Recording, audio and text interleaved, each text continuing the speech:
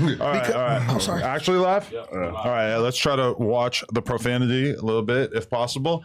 Hey, I just want to interrupt you guys by saying I got a big play in the works. I'm not going to tell you guys who, but somebody who's a part of the No Jumper universe reached out to me and told me that they want to film Korn with an actual adult star that they have booked up, ready to go. Now, I did not bring this to Lend of the Plug. I did not say, hey, let's do this as a plug talk thing. I feel like it might be a little outside of her comfort zone. So instead, we're going to do this. We're going to post it on the No Jumper OnlyFans, and then we're going to have... Is that the first video on the OnlyFans? No, we've done stuff before. I remember Kazumi put her finger up a kid's butt.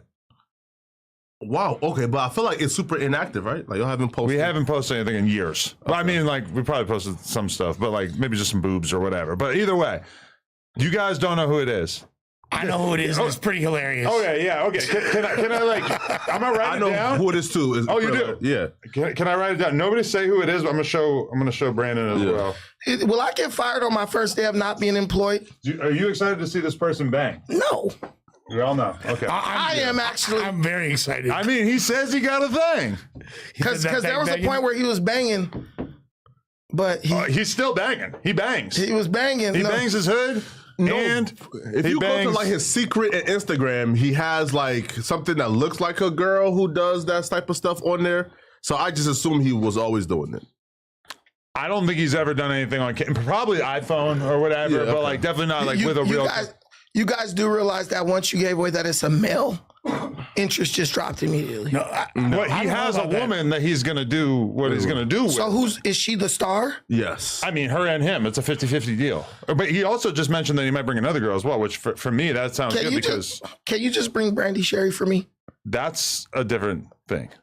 That's a whole different I promise I won't disappoint. No performance. Why are you capping? You have a girlfriend. Stop lying. I don't care. No, he would do it. Like he would fuck her. Right, because don't you have multiple wives? Yeah, no, I don't. You have a wife in Africa? Listen, man, this guy said that. I don't. You told me you got this guy be trying to get clickbait like crazy, bro. I saw that. I saw that and I was like, what? You did tell us you had a wife in Africa, bro. What? A kid. Now it's changed from a wife to a kid. Now it's a kid. Yeah. I'm telling you, he has a wife and kid in Africa.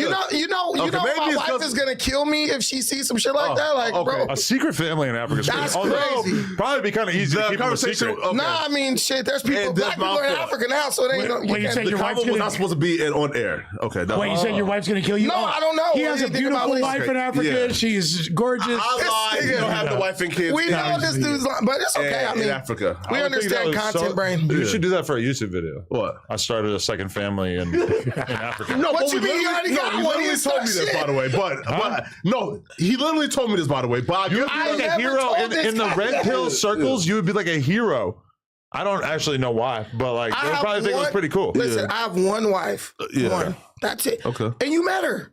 She's great. Yeah, exactly. It doesn't really seem like she doesn't seem like her self-esteem is so low as to allow you to just have a family in Africa. Yeah. What do you mean? This guy's a king. You know what I mean? I'm not a king. She didn't seem like she. I'm not almighty. I feel like you could smell it on a girl when she's got like no self-respect and she's just willing to let a guy do whatever. But you see what you're doing. You're getting yourself in trouble now. Why?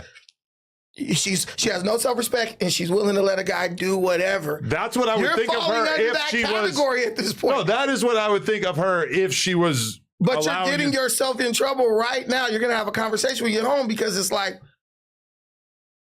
Wait, why? The fact that he hasn't connected this. Oh, and he's saying see where he's going. That if I'm just stopping you now. Okay, but her allowing you to have another family in Africa. I don't get what point you're trying to make. There are some people who would think that what's going on with you is the same thing. Oh, but ours is just acting. See, that's just content. But what I'm going to tell you is there are people who would think the same thing because it's all about perception.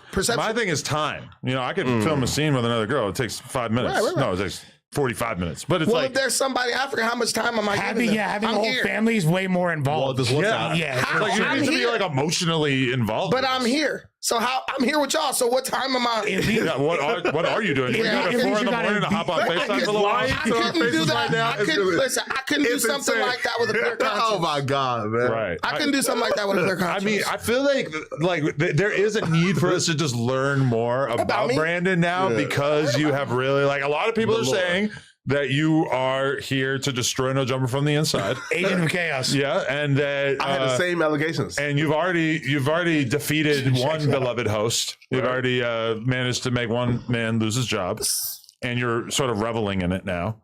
So I stuck the knife in his pocket and said, "Bring this to your job and get yourself fired." No, but it was like suicide by cop. Like you forced a situation in which that was going to happen one way or another. Yeah, right. They say, He tried to young Scooter him, basically. For real. Young Scooter him, yeah. As soon as they say suicide by cop, think about this.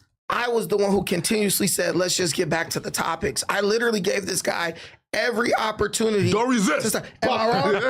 Well, you did, however. No, how many times did I say, let's just get... I literally started laughing at myself. You're right. You win the point with the shorts. Let's just get back to the topics. Did I not say that? You did, although you were derailing topics as well. No, to be but... fair. And you said, I got shorts on in case I got to fuck somebody up. We had an unexpected guest named Bizarre. Right. And I think that... How bizarre.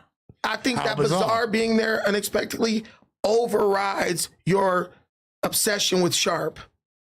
And that's what you were hyper focused on. We got to talk about Sharp. I'm like, dude, we have Bizarre right here. Right. That's like having a bad bitch right here, but you want to go laughing. And first of all, calling Bizarre a bad bitch is maniacal. No, I said it's you can't waste that much oxygen on Sharp. This is a corpse. It's like Weekend at Bernie's, but he's only being propped up by packs of parliaments and bottles of alcohol. Belvedere, if you will. Fair enough. He just is not even there mentally. And it's like arguing with a bum on the corner in Skid Row. We could probably do that every day. That sounds fun, actually, low-key, but... Honestly, yeah. As I say, it does sound kind of tight. But no, literally me sticking to the designated topics...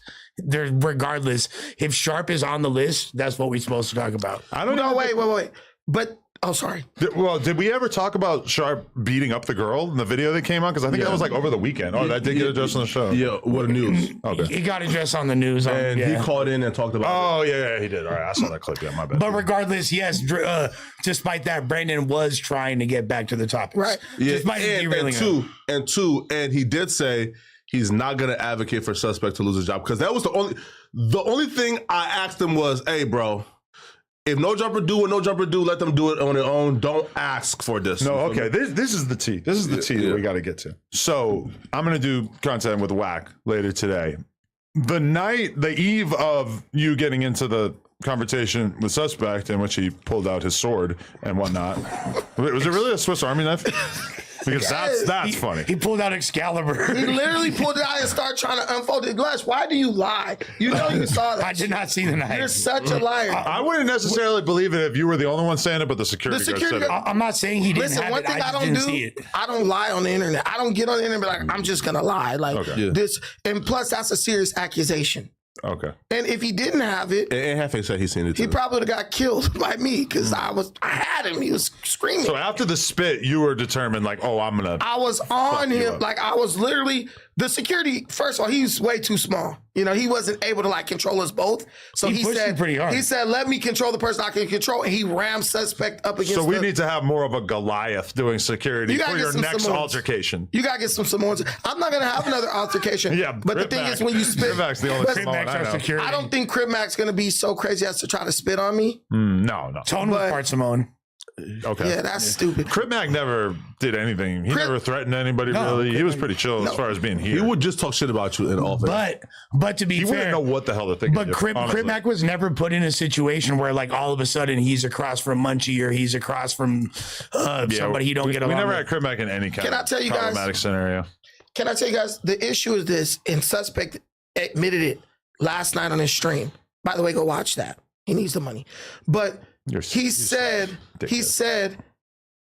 I wasn't going to not go to No Jumper knowing Brandon was there so y'all could call me a B word and say I got marked out. So he's telling you in that moment, I live and die by what the opinion of the fans the opinion that the fans carry. So he literally went into a situation where he knew he wasn't going to be able to control himself because he didn't want the fans to judge him as a mark. But that's fair, though. No, not that's just absolutely the fans, stupid. But I agree. I agree with you that he is allowing his ego to dictate his actions 100% and get him in a bad situation. However, it's not just the fans he's tripping on. This is a dude. He's outside in the streets of LA. If you have a certain jacket on you, if you have a reputation for being a mark, for being a rat, for being a J-cat, it's going to put you potentially in danger. So he already has that reputation? No, but if he knows that could be a thing that would create, a bunch of bullshit for him to deal with. Like, he knows that if he acts like a hoe on the podcast, that he's gonna basically at some point have to, deal with that. He realizes that he's already, when you have a video getting your ass whooped out in the alley like in that fashion, there wasn't 10 people. There wasn't a pack out. It was one guy, and then another guy joined in. And they had a gun, though. It doesn't matter. And they were small. Listen, you How would are let fight a dude back when dude has a gun? Did the dude literally took the gun off and handed it to someone else? It don't matter. Somebody in that crew got a gun on still them have to while find they're jumping. You were supposed to fight back. BPS members in the hood. Of course they have guns. multiple straps. But they're from your hood. So it doesn't matter, bro. If these people were ever your friends, they're not. And he said, "Oh, you gonna do me like that?" And the dude said, "Nah, bro, I ain't gonna do that." So at the end of the day, at least fight hard enough to make them have to pack you out because you never been in a DP. If you start winning, they shoot you and kill you. No, that's a lie. You're ignorant. If you start winning against that one person, then more people jump in until you get beat up. Yeah. Even Adam knows that, and he's white. What I'm telling you is the way they slung it, bro. I heard that they were calling this boy cheese because they said the way they dragged his ass through that alley was like he got dragged across a cheese grater. Like, this is word on the street. He's little cheese now. But what I'm saying is the dude is just so damn insecure. Adam, you have way more fans than Suspect could ever dream of having. Would you let those people impact you to the point where you're willing to jeopardize your safety? I mean, you have to be aware of what they're going to think. That being said, anybody else feel kind of gross about allowing him to just continue to go on? Yeah. So when it feels like we can't make this so much. I just feel bad personally. He can't defend himself. It's like, exactly. Yeah, he can't defend himself. He's not here. You already got your wish. You got him up out of here. That wasn't my wish. That was your wish. You admitted it when we were off the camera. But I do have a couple. I do have a couple. I was kidding. Man. He was dancing. Yeah, I was crip walking. I got a couple questions. One, do you think that you should be considered a snitch for bringing attention to the fact that he had a blade?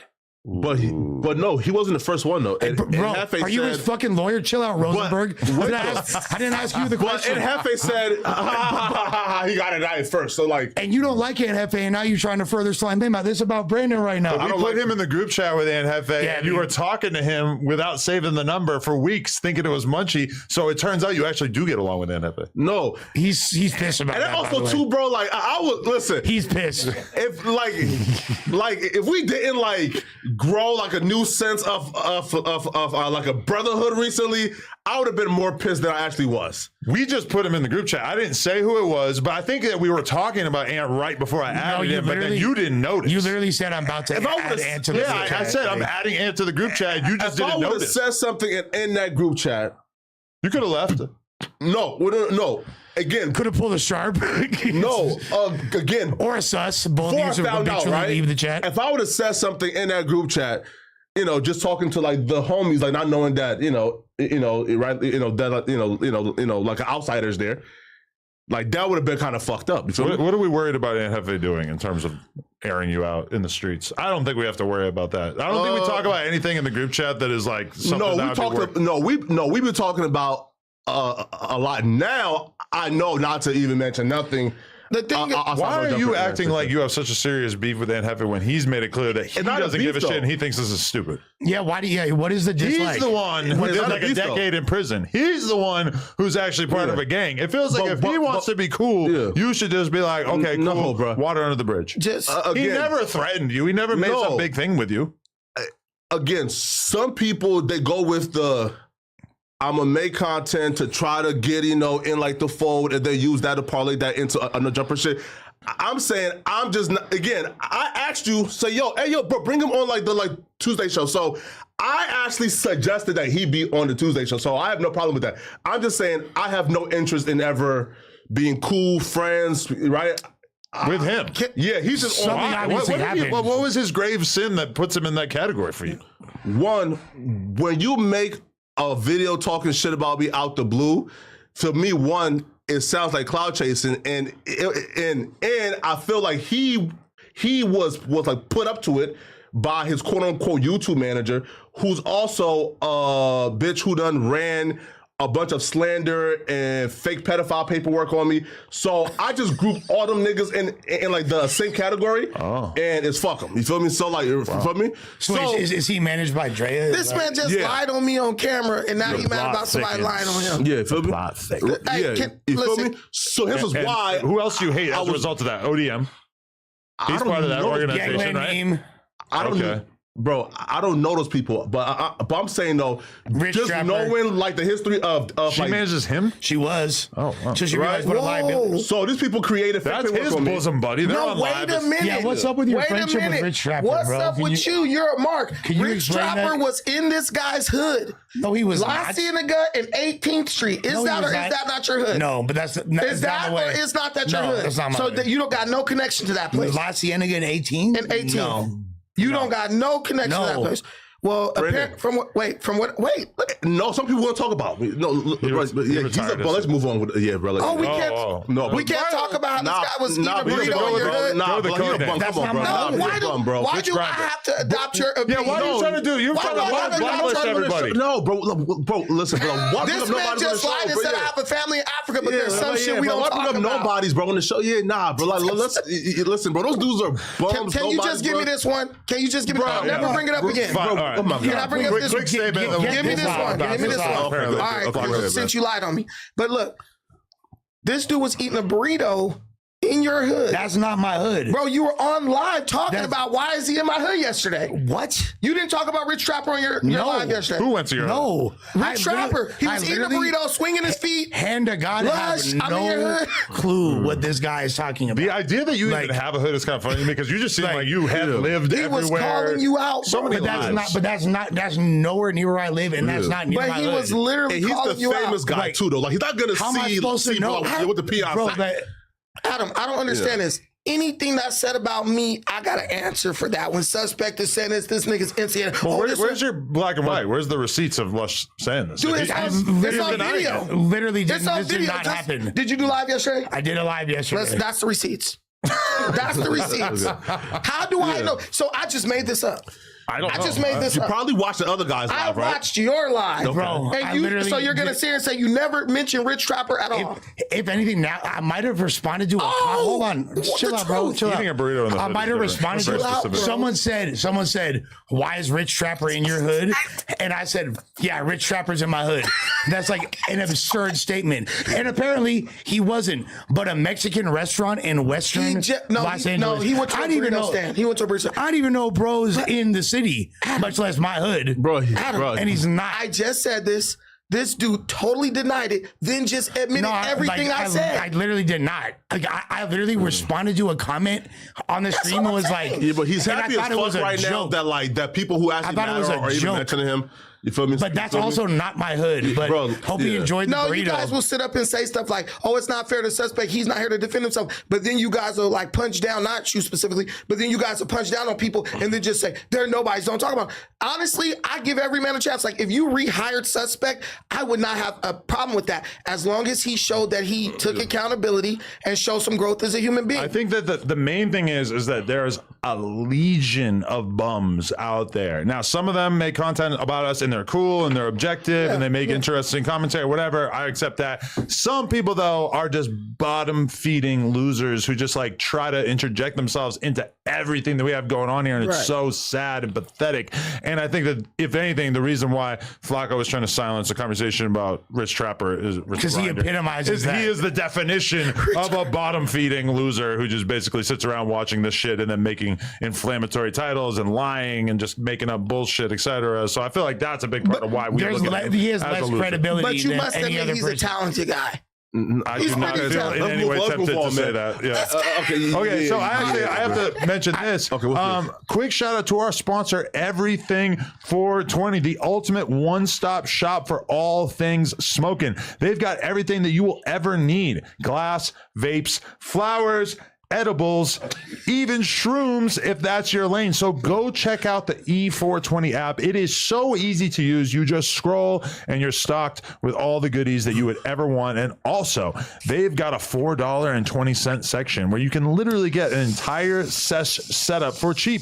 It's crazy. Look at Lush. She's enjoying the Everything 420 sort of nuclear apocalypse demon blob bong right here. You could search any of those terms. I'm sure you can find that bong. Plus, you can get extra money off your order with my code, NOJUMPER, one word. So shout out to E420. That is an incredible app, and also everything420.com. We'll have a little bit more information about that later on in the episode. Yo, but okay, so He never answered my original. He never. What's your original? Okay. I just want to know: do you consider it snitching that you brought attention to the knife? But he didn't. Well, all right, Rosenberg. He's got a knife. Listen, Cool. I believe that when you sit down and have a podcast, you've made a unwritten agreement, unspoken agreement to just talk. Like Donnie said, it's a war of words. Yes. The minute you take it physical, you lose. That's one thing. Then you spit on me, right? You spit on me. Yeah. And you know what the reaction is going to be. You've been going around telling people you want to fight me. Am I wrong? No. He's been telling people, I'm calling you out to fight. I'm calling you out for a fate. So when you spit on me, you got what you wanted, but then you hold up like a bitch and pulled out a knife. That's why the whole internet is like, bro, is a mark. He marked himself out because he said he wanted to fight, but then he pulled out a weapon. I don't think there's I don't ascribe to this unspoken. You remember when suspect knocked your ass out? Yes. What if he would have pulled out a knife and tried to stab you? You would have said, wait, bro, I thought it was a fade. Yeah, that wouldn't have happened. But wouldn't you have said that? This was a fade. I probably would have been like, this is not the... We didn't agree to this, because if you would have told me you were going to bring a weapon, I would have brought a gun and blew your fucking head off right there. But the thing is, you said fade. I said, well, I'll give him that if that's what he really wants. Then he spit on me. Okay, you clearly want that. I jump up, you run first into the corner behind the security, and then you pull out a knife. I just have no respect for that. Understandable, but still, like, bringing attention to the knife in the manner you did, that is still kind of snitching, right? What are you talking about? You pulled a knife out in front of cameras, nigga. There ain't no snitching necessary. It wasn't on camera. Yes, it was. He probably didn't think that they were going to turn the camera off like that. How would he know that the cameras went off? Exactly. So it's not snitching. I didn't know the cameras went off. I'm just trying to get clear here.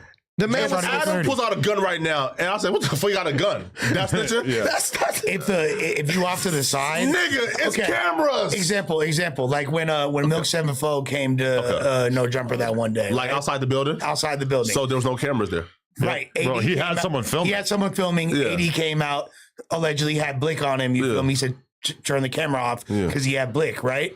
But what did he say? He was walking outside not knowing there was cameras. They was in the room where there was nothing but cameras. And AD didn't say, oh, I have a gun on me, turn the camera off. He just said, turn the camera off. He never said anything about having a gun. I mean, he probably did on the podcast or whatever. But I actually remember at that time that there was people basically inferring that Milk didn't have a gun on him in the comments, and then Milk responding and saying, I had metal on me. Okay. And I was just like, what the fuck? Can I ask you a question? Yeah. I got a question for you. Yes. Do you think it's a bitch move to jump up like you want to fight someone and then conveniently step behind security? When Kelpie called him a B, Adam, it was so fast you couldn't even stop it. He literally dove on bro and started hitting him. When I called him a B word, he did he jumped up and then he stepped where the security is. Bro could have just went straight to me. He's like, oh, let me step behind this person. Do you think that's a bitch move? He could have gone straight towards you. No, I want to hear you say yes, it's a bitch move. I'm not going to say it's a bitch move, but he could have gone straight towards you. Again, probably wrestling in his head. Do I want to get fired or not? No, do you think he thought, let me ask you this question, and I want you to answer this honestly. Do you think he thought he could win that fight? Physical man-to-man altercation. I think most people would be hard pressed to. They'd be pretty delusional to think that. I just need a yes or no answer. I think that he probably would assume that you would win in the fight. Do you think he would have won that fight, man to man? No. Okay.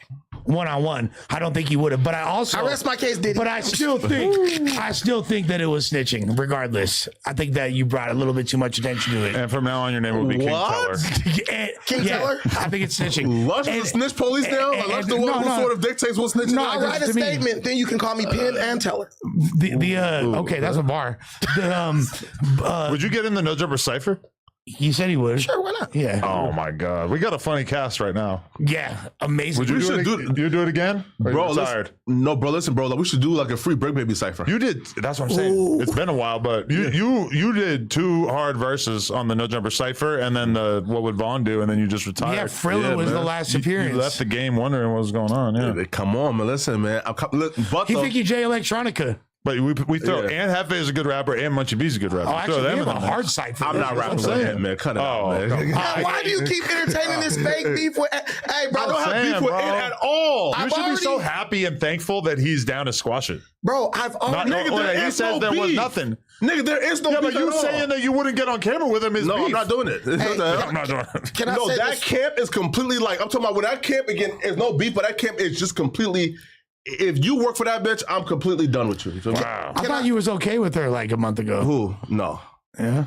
No.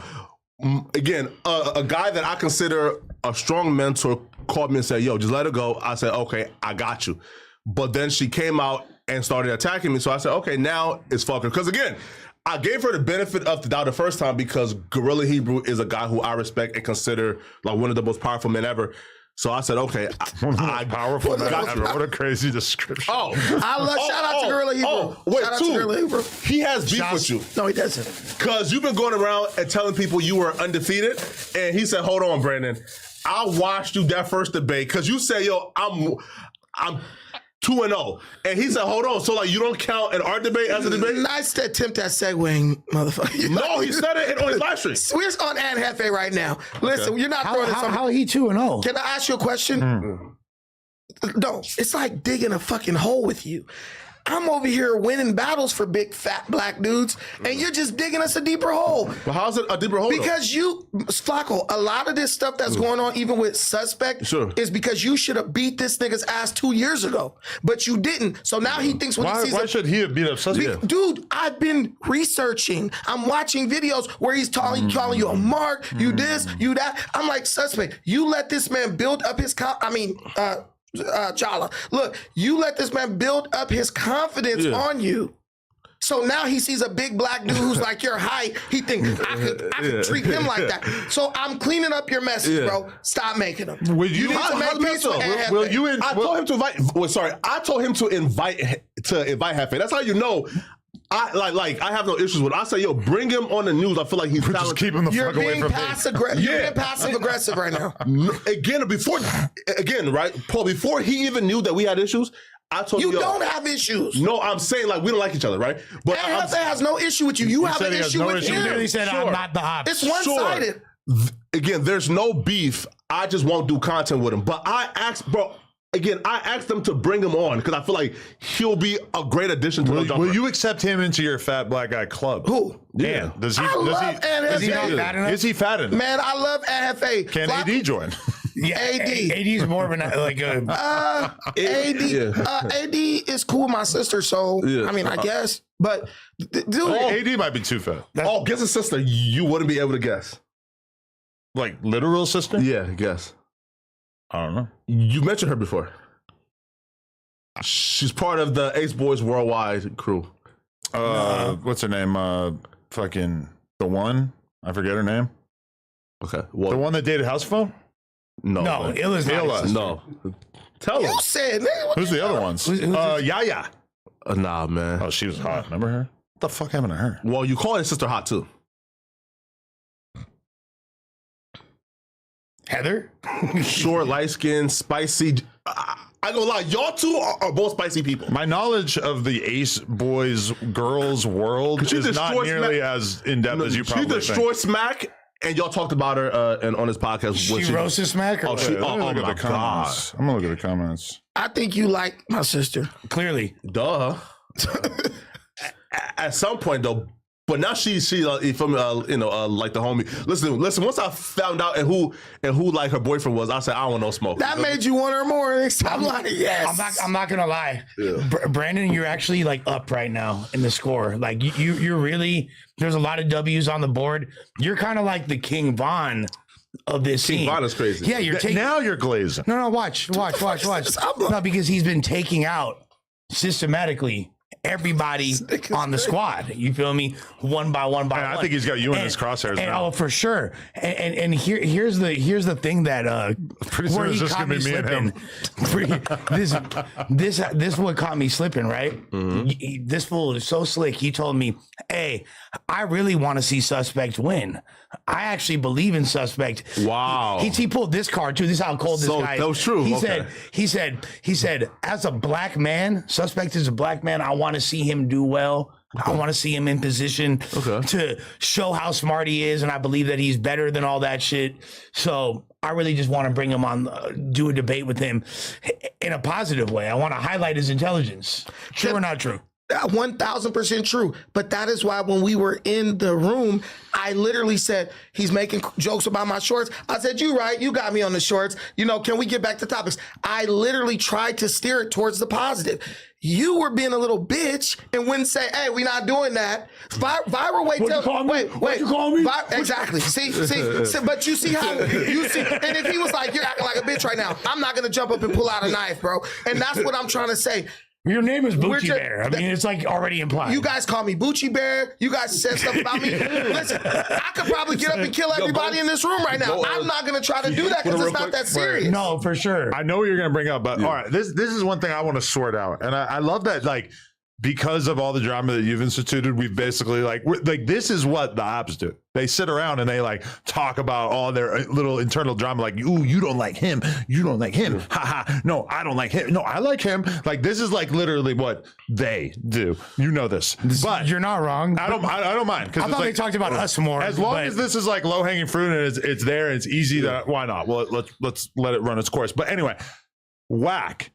I'm sure you heard on the No Jumper show, he called me the night of the Suspect incident and he informed me that I need to fire you, which I responded like, bro, get the fuck off my line. Like, this is ridiculous because like on the same eve of Suspect spitting and pulling a knife, he's telling me that really you're the problem, which to me is just like almost an impossible argument to make. Where are you at with the Whack thing and why? Like, because you guys had an issue, then you squashed it, and then somehow it just became a big issue again. And you were texting him, you're like threatening him, you're like telling him to pull up here and fight him. Like, what's going on? I'm threatening Whack because I'm gonna try to That's a fake account. That's this nigga. I'm gonna try to create some peace with Whack tonight. I personally think Whack is a little bit intimidated of you from like that number, and y'all. Whatever. Shout out to everybody becoming members right now. We really appreciate you. The chat is members only. We really appreciate all that support. I'm gonna try to like tell Whack today, like, hey, let's squash this, whatever. But like, what is your view of this? I mean, you don't have to tell him anything. Let him do whatever he wants to do. My thing is, I mean, I don't want to make it about race or anything, but as a young black dude, I'm not young anymore. I'm getting towards 40. Yeah. But you're used to older black dudes kind of like being like that, kind of like trying to like sneak dish you and hate on you a little bit. People like Suspect make this job easy for Whack, because he doesn't really have to think to do it. He could come here, spread a little, gossip, and now everyone's like, whoa, is this true? But when you got a black man like me who actually thinks, and I'm like, that don't sound true, that's some BS. Or like, I'm not gonna sit up and talk about Nipsey Hussle and all these alleged stuff. That kind of makes the job a little harder for him, because it's like, whoa, you got someone in your camp who's not consigned to this idea that whatever he says, I'm just gonna either say nothing or go along with it. So I don't have any personal issue with Whack, but I understand what time Whack is on with this content thing. And maybe Whack is afraid that one day I'm gonna call him out on something. I have yet to do it, but I'm gonna tell you this. Adam, before anything happened with Suspect, even I was calling you out on stuff. That's who I am as a person. I see something that's not consistent, I point it out, because I respect men I could sit up and engage with honestly. So what'd you call Whack out for? No, I'm saying I haven't called him out for anything yet. No, you called him out for a fade. Yeah. You said, meet me at the office, let's fight. I never called him out for a fade. What I called him out on was the thing with Rockstar 2800, where he was like, oh, it's supposed to be Swiss cheese and all that stuff. That's one thing. Mm-hmm. And I stand by that. Why encourage somebody to crash out and potentially do violence to other black men or people, period? You're supposed to be, you're better than that. Okay. And he's saying he's on a new leaf. You know, the old me. Well, then why would you try to incite somebody to be like the old you?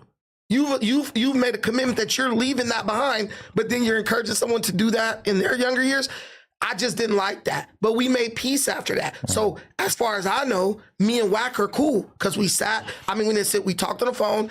I told bro, you know, I could have said a different about the sassy thing, but we never talked about the rock star thing. But as far as I know, me and Wack are cool. Anything set beyond that, I don't know because I don't pay attention to that show. Okay. But I'm cool with Wack. I wish you would sit him down right here. We all talk about whatever, but I'm just not. I'm going to stick to my values. I'm actually bringing Wack face to face with former op 607 Unk today. Oh, wow. Oh, really? And Okay. perhaps I can make that lead to you guys having a conversation. Yeah, man. Why are you acting like me and him can't have a conversation? Well, Wack says that you are bad news, man, because he called me too. Yeah, he Yeah, called and me he's as warning well. me that like you being here will be the cause of my ruin as a businessman Yeah, and a told me that content too. creator. Like not the person who just had a weapon in their pocket that they pulled out and spit on the podcast, which I'm not trying to drag that, but it just seemed like, how are you hitting me up like this? It's this emergency that Brandon is so bad when, if anything, Brandon was like the victim of an attack. Yeah, I'm a victim. On that episode. He said Brandon got something to prove. You feel me? You feel me? What do I have to? I just don't think he's around principled men. Like, I'm not saying I'm better than anybody. Nah, he's I just principled. expect more from everyone. Like, Flacco, you need to fucking lose weight. So do I. It's just called accountability. And I want you guys to hold me accountable. Like when I was like I'm doing now, talking too much. You said, hey, you be going a little bit, you be over whooping. I'm okay with that. I'm not offended by that. If I listen to that, that makes me better. And there's nothing wrong with that. No, that's good. Well, so accountability would be, hey, I never really fucked with Sus to begin with. I was trying to get him in a trick bag. Why not? You know that you're more mature than him. You know that you're more able to, you have more debate experience. You knew it'd be very easy to turn him up, and he's roasting you. Meanwhile, what do? Like, he's just making fun of your shorts. He's not making any real personal attacks. And I never He's calling took your him- names. Nah, you're talking about him getting fucking beat down. It's like dragged like a noodle. Yeah, You got put off BPS. That's way more emasculating. Let's not like rehash it because I feel like I know. it's getting like boring now, and we have like mad topics because like we get into the topics. You just want to get But- to the topics because you thought of them. Stop lying, Flacco. We get Nah, the be topics. honest. right? Because like okay, here, bro, for example, There right, is like, no real response to that. I feel you. you will ask him, hey, bro, why'd you insult him? Then he will say he insulted me. Then you will say, no, bro, your insult is better. He say, no, my insult is better. Let me say this. This is my last thing on it. I would say if there's one thing I am guilty of in this suspect situation, it's hard to say, but I think it's just that I care too much. Oh man, cut it out, man. It's like when you're applying for a job. What's the worst thing about you? Oh, I work too hard. Right? Yeah, I'm right? too loyal. Right, It's not like that. It is that. Or fair enough. like Fair enough. Like everyday in show. All right, here's my topic that I want to get into, and I'll do that other ad right before I leave because I have to do a meeting at like 1 or so. But anyway, I watched a Flacco video before I came here today, and in this video, basically, it was revealed that Whack 100 last night brought a guy on Academics' stream who claims to be the guy in the alleged Nipsey Hussle threesome video. Yeah. And they went into a lot of detail. Basically, like the guy, do you know who the guy is? No, I don't. It was said that the reason why he was in this threesome, it was, by the way, like, Because he was a fly. I feel wrong about even acknowledging that this stuff apparently exists. I think everybody feels at least a little bit conflicted about that, besides Wack, who's a full psychopath. But it's like, apparently this guy claims that he was chosen by Nipsey because he had motion to be part of a threesome with Nipsey and his baby mama, not Lauren London. Apparently had another baby mama before that. And there's a very specific claim made that I don't even really want to repeat about that he ejaculated, I think, in the baby mama's mouth, and then he claims that, that Nipsey kissed her. That's the rumor. That's what Wax says. Yeah. Well, no, Wax said that he actually seen the video. Yeah, and to be real, I know other people, and you were like very sort of being like poorly vague about who you heard about this from as well. Yes. He just literally said who he heard. No, outside of Wack, there are other people who don't like Wack who who likes us. Yeah. Who's seen it as well. I mean, on one hand, I just feel like, what the fuck is wrong with Wack? I plan on giving him a piece of my mind today really? about the fact that, like, why are you bringing this up? Why are you making an issue out of it? His response is like, oh, his family or his estate is playing with me because he tried to be nice. Remember, so Wack at some point was kind of like taking back the claims that Nipsey was like not a legend. He says, yo, he is a legend now. I've seen the platinum plaques. The legend convo to me is so boring. Yeah. Who cares? No. And we know the Wack answer. did go out of his way to kind of like try to like take back a few things he said and kind of say, yo, we're good. But then it feels like Nipsey Hussle camp is like, we would never be good. So because all right, cool. I also don't get why Luce was so adamant about telling me, like, that's who I heard all those details from that you just described was from Luce. Luce told you all the details about the Nip tape. Yes. Luce, who Nip, his dying words. That's what I'm saying. Were that Luce needed to continue on his legacy. Carry it on, In big the words bro. of Luce, this is actual Luce. You got this, big narrative. bro. It's all you now. Yeah. Literally, that's why I'm mad. Wait, pause. And he said he talked to Nipsey after Big U called him. He never said Nipsey called him. Yeah, as soon as Big U called, no, not like his literal dying words, but like within the 20 last like 20 minutes whatever, of his life, that he spent at least some of the oxygen that he had left in his lungs telling Loose Cannon that he needed to carry on the All Money and legacy. Not all of his business associates and actual friends. Or his brother. Loose Cannon, Yeah, it was Loose. Yeah. Wait, Paul. So he said, yo, just in case I do die at some point later on in the future, carry on my legacy? Yes. Yeah, that's the claim. Yeah, why would Nip be like so concerned with his own? It's like he knew something. It's like he knew, like he knew who was. Yeah, that is kind of hard to wrap your head around. He called him like supposedly because he had heard like, hey, Nip got killed. So then he called Nip and Nip answers, and then. But okay, so Wack decides to bring this stuff out. Like I don't know, just like what feelings does it give you when you realize that? And you could tell that Ack was like pretty uncomfortable with it as well. Ack was not really trying to. Because Ack will take any chance he can get to kind of like dig in on like the West Coast dudes. And I love how Ack's immediate default emotion was to be like, well, how can Kendrick, like, why did Kendrick make a diss song about Nipsey then? That was hilarious, right? Like, I was like, why is Axe thinking about Drake and Kendrick at this moment? That was so funny. Right. No, but hey, listen, when I first heard that, what I thought was, bro, man, like, this is going to end badly, right? Again, like, I feel like Wack is smart enough to not kind of like get caught in a crosshair, like Wack probably, right? But that dude who called in and was talking about it, I assume he's not probably as rich as Wack, or don't probably have like the savvy. Right, he said if anybody has a problem with it, then he'll blow him down. Yeah, that usually don't ends well for people who talk like that, right? Like, he's blowered up. We don't know who he is, but he's out here ready to step. Right? Because Wack says, yo, listen, I'm savvy enough, I'm rich enough, I got a team, I move around better. That other dude was like, oh, I'll blow y'all down. That usually, folks who talk like that usually are the ones who like die first, right? Like the ones who are savvy like Wack, they usually live a full and prosperous life. Well, is the other dude? Is the other dude like a gang member? No, he's not. Sure. Oh, okay. No. That kind of like makes part of the story, which I'm not going to say like a little bit. I figured if Nip was recruiting a bull that he would go within his own section, but I guess it makes sense that he wouldn't as well. Well, okay, do he count as a bull? I mean, if you bring another dude because in, a bull. Wait, okay, so don't a bull means like you watch them breed the person? Not literally breed, but like for sure, yeah. Like if you want a guy to come cuck you, even if you're involved with it, I consider that to be the bull. Okay. I only ever hear that term used to describe like the male porn star guys that I know who basically do like escorting work.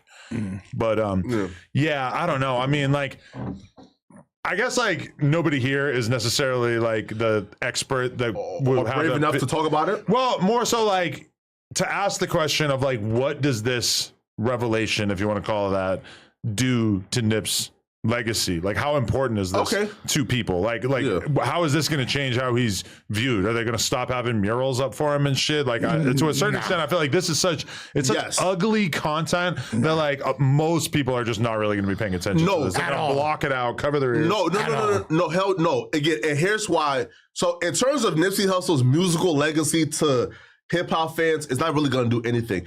But I feel like it's a Tupac effect. For the first 30 years after Tupac passed away, Tupac was the epitome of thug, gangster, real nigga. The last decade or 15 years, bro, there's been a concerted effort to tell us how much of a fraud Pac was, how he wasn't really gangster, he was a civilian, he was perpetrating. Now, with the street crowd, just people talking about it, to me, won't do nothing. But if the video exists and it does come out, that legacy is kind of. Oh my God! If the video comes, that's different. But the thing is, there's no social media for the first 15 years of after Pac passed. It wasn't nearly as prevalent as it is now. That's why Pac was, like a god. No, exactly. But I'm saying like it doesn't take that long for shit to come out about people nowadays.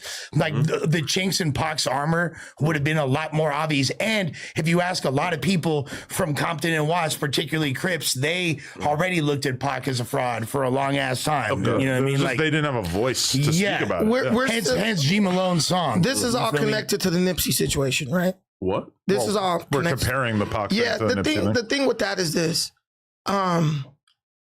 It's this saying by Umar Johnson. He's like, don't let people take your heroes away from you, right?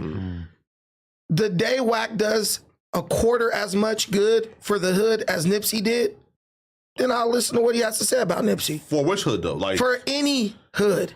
I feel like Wack has done enough for his hood. He's like nowhere near the impact of Nipsey Hussle. For his hood? For his for personal anybody. Hood? I mean, with like, I've been a Wack hood, and Wack is a god in his hood. I sat here silently. Okay. I sat here silently without you glazing, Wack. No, but I actually... Let me finish. Let me finish my statement, bro. Oh, okay, go ahead. You're talking about what Wack did for his hood. I don't know what he's done for his hood. All I know is I didn't hear nothing about it. What I know is Nipsey Hussle, everything he did, it was making headlines. Bro was revolutionizing the industry, doing more than any of these rappers ever did for their hood in a very public way. It's not wrong. If you're not matching that, like if Jay-Z said some shit about Nipsey, okay, he's on that level. But Nipsey did more for the hood than anybody. If Wack was here, he would say, hell no, Nipsey ain't on Jay-Z's level. No, I'm talking about as far as his ability to do it. He's talking about philanthropy and things like that. But it's not philanthropy. It's creating businesses. Community building. Creating businesses. But Wack has done that. Creating work. Listen, we're going to get back to this. Creating businesses, putting LA, that section on the map, making that little bad area of LA into a damn tourist attraction. I saw Japanese people over there taking pictures of the mural. So Konnichiwa. Right. So I just believe if you haven't been able to have the impact that guy had, just let him rest in peace. Because it's only meant to tear down. There's nothing positive that comes from this. And I just feel like Wack knows better than that. But hey, whatever. But you will sit up. If it was you, you would be like, oh, there's just certain things we don't talk about, like you was just doing when I was bringing up Rich Trapper. Now, when it's somebody else, let's just drag a nigga to the dirt. I'm not doing that. I'm not dragging nobody to the dirt. Yeah, you are. And he brought up a discussion involving the very public stream last night that did like 400,000 views with academics, Wack talking about Nipsey. And I'm saying is this, culturally, of course, Nipsey Hussle is more famous, had more impact on hip hop culture. But to say that, for their specific hoods, I've been to Wack hood. I can see how they talk about Wack and how they view Wack and what Wack has done for people in that hood. Yeah. I'm saying it's unfair to say that Wack has not started businesses, has not created an ecosystem in that hood, right? That has benefited people. That's again, you can say, Nipsey has done more. I'm not arguing that, but Wack has done a lot for himself. And if Wack passed away or passed on, and somebody was trying to drag him to the dirt posthumously, I would say the same damn thing.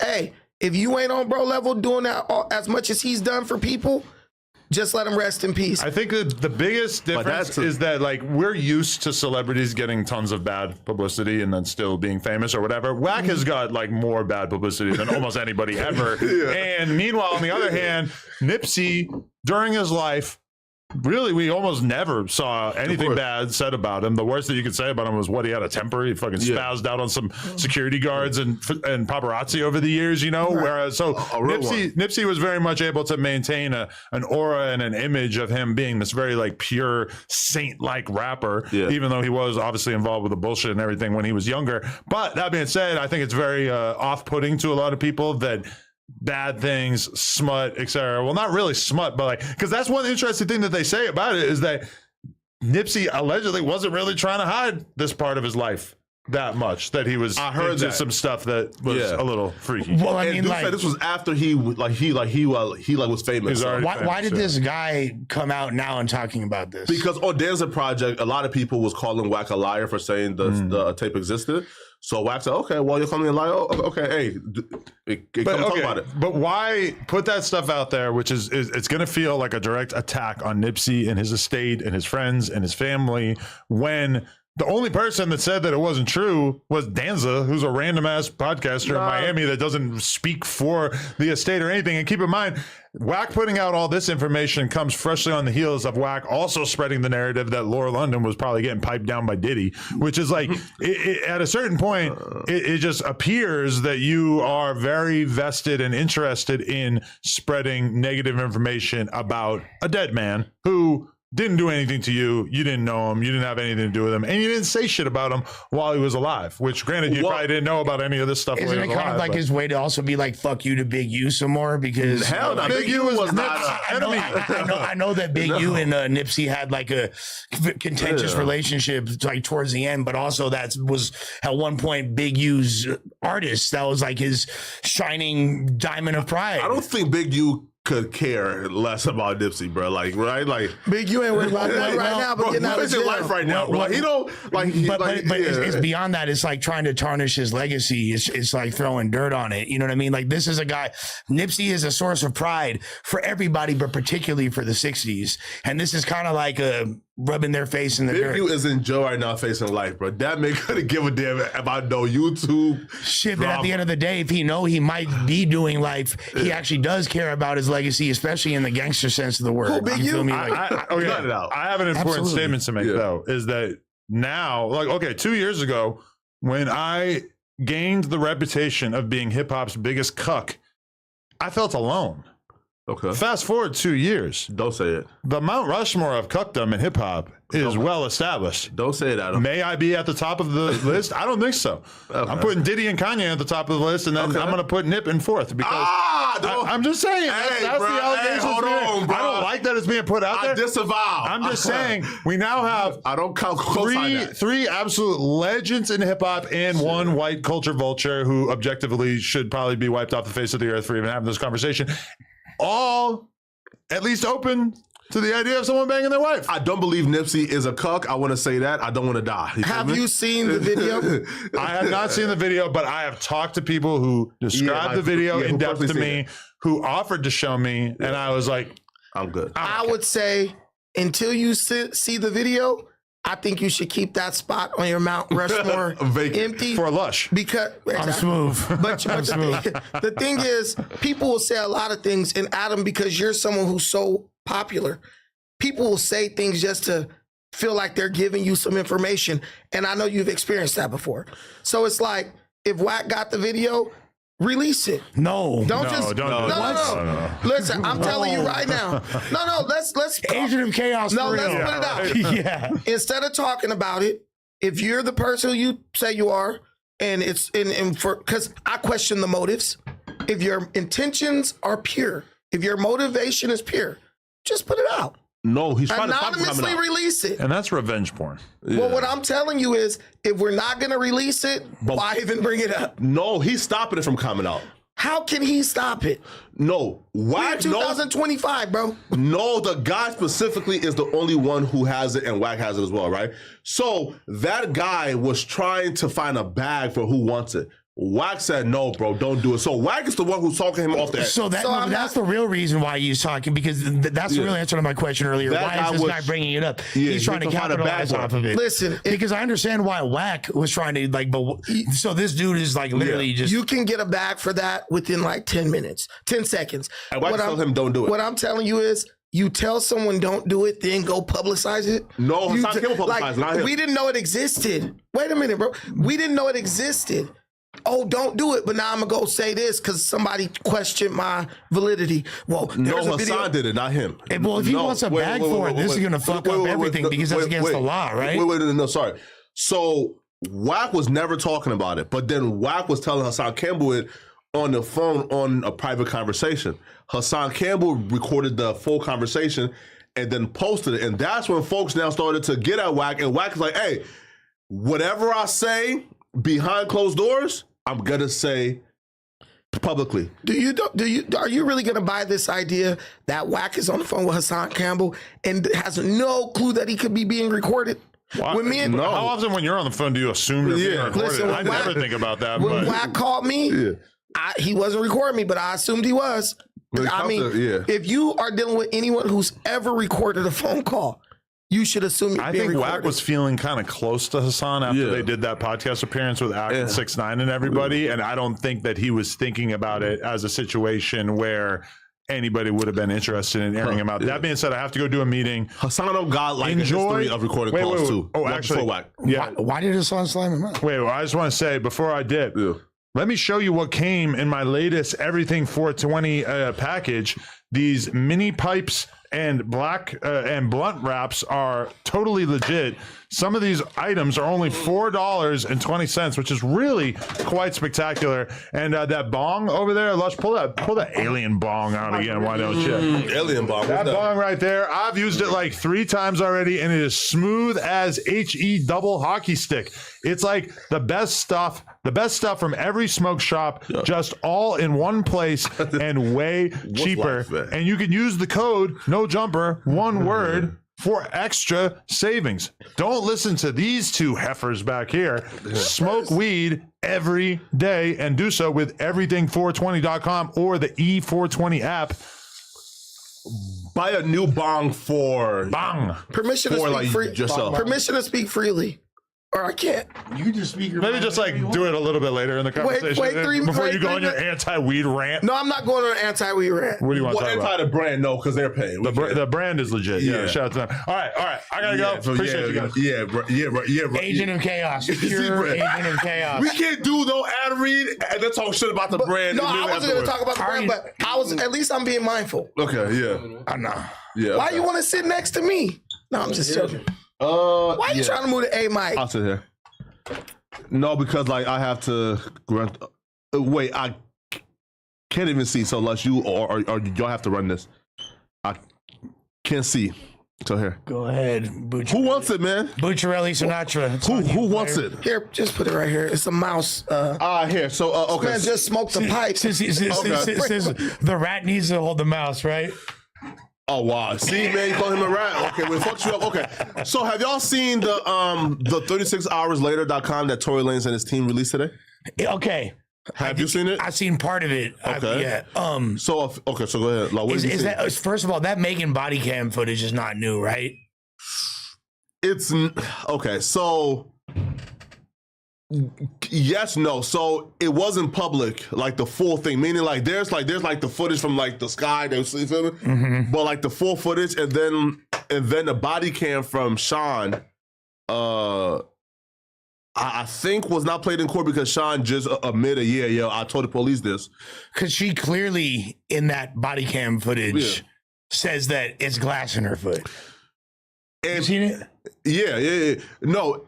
And like beyond that though, so and outside of her saying I stepped on glass, again, initially, right? So why I think it was like very like suspicious is she's sitting down talking like to the cop, not frantic at all, calm, stoic, don't appear to be in pain, and I'm like, a gunshot victim, you as a woman, you guys, bro, you gonna be frantic, right? You're like, oh.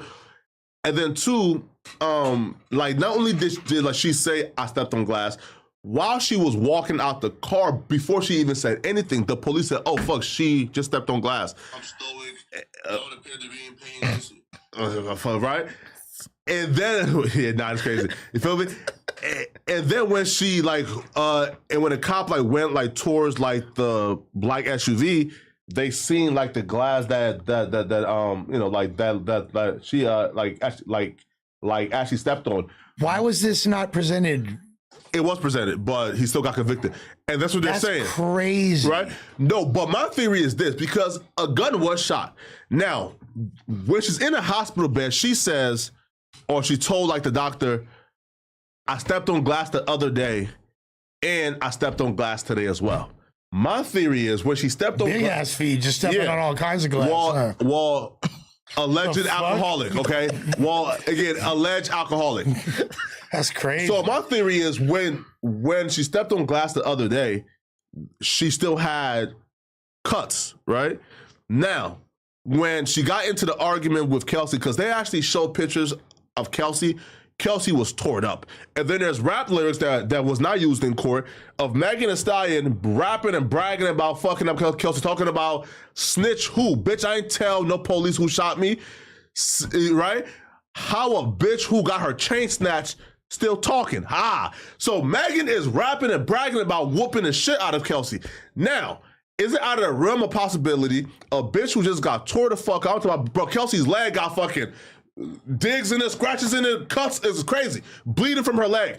So is it out of the realm of possibility that a bitch who just got fucked up by somebody 6 inches taller, at about 40 pounds heavier, grab a gun and started firing? Now, I do believe that Kelsey did fire a gun towards Meg, but what I do believe is because of the cut from the other day on her leg still, that when she was fired, it never hit her, it ricocheted, there was bullet fragments, and Megan stepped on the bullet fragments and it got into her foot. However, I don't believe that Tory Lanez said Dan's bitch and shot her legs. Now, Megan in her first statement said... So do you believe that he aimed a shot at her and tried to shoot at her? I'll be real, I've been 100% convinced. My mind has been changed. At first, I thought Tory Lanez, nigga, you 100% guilty because I was in court. But a lot of things like that's coming out now, some was not really like played in court. Now I'm seeing, I'm like, hold on, bro, right? It's the full story.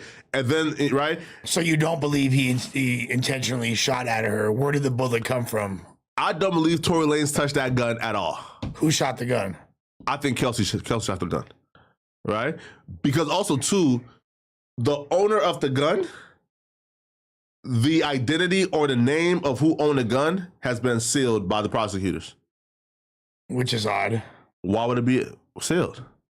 Sealed by the prosecutor shows that it's definitely not Tory's. Come on, right? It's Kelsey. Definitely not Tory's. But he's not allowed to own a firearm anyway, right? Who, Tory Lanez? Yeah, if you're like a foreign citizen, you can't. No. Well, no. He can get permission to have a firearm in the States. If he has a green card. Which I'm assuming he has. No, because in any country, there's the ability to carry a firearm in if it is needed. That's what presidents and all that use for their security when they go to, or regular citizens. I learned this when I was going to Africa and the white dudes was carrying guns to the airport because they go out there to go hunting. Sure. So you can get allowances to take guns you can get allowances to carry guns in countries that have a restriction on guns. So you definitely could get one to carry one in the United States for security. No. Not to say, say that he did or didn't have that. In California specifically, we probably got the strictest laws. You have to have at least a green card, meaning this, okay? If you need to be attempting citizenship. Yeah. If you are in a Sali, you are on a visiting visa, you are a refugee, something like that, you cannot own a gun. In California, you have to have a permanent resident card to own a gun. You feel me? And like in California. Okay. You feel me? So, but regardless, the gun, for some reason, they're not showing who the registered owner is, and it's most likely 99% not Tory Lanez. Because the gun, bro, the gun was like a like a 380. No, it was like a brightish color. I don't want to say if it's like light green or pink. You feel me? I want to clarify this. According to AI, yes, foreign nationals can own guns in California, but there are restrictions and requirements. Specifically, non-immigrant aliens are generally prohibited from possessing firearms unless they meet certain exceptions. He can have I'm sure with the money he has, he can afford to get this pushed through. But it's not his gun, though, is the whole point. Yeah, and even with it's not his gun, though. Even with his security, and when they still the owner of the gun. It could be a situation where there's like a company or something who has security and they might have, you know, hey, Tory, we'll let you carry this gun for your own protection. But they probably petitioned to the prosecutor like, hey, this is what we do as a business and yada, yada, yada. Yeah. Can you just exclude that we were the people who technically own it? There's a lot that goes on. Or it's Kelsey's gun. Or it's Kelsey's gun. Well, the gun was like a bright color. But so that kind of adds more credence to it being a girl's gun. When you're looking at 10 years in prison and you're a musician who can make millions and you're signed to a record label, all this would have came out if it was going to impact the case. Listen, the man was already convicted with all this evidence apparently exposed. On top of that, I read somewhere that he actually on a phone call admitted to somebody that he shot, Meg.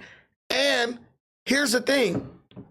If Kelsey really shot at her, during court, why didn't anyone say that? Why didn't someone say, no, it was Kelsey who shot her and I tried to wrestle the gun away? Well, who? No one said it. He didn't even testify on his own behalf. No, but who would have said it though?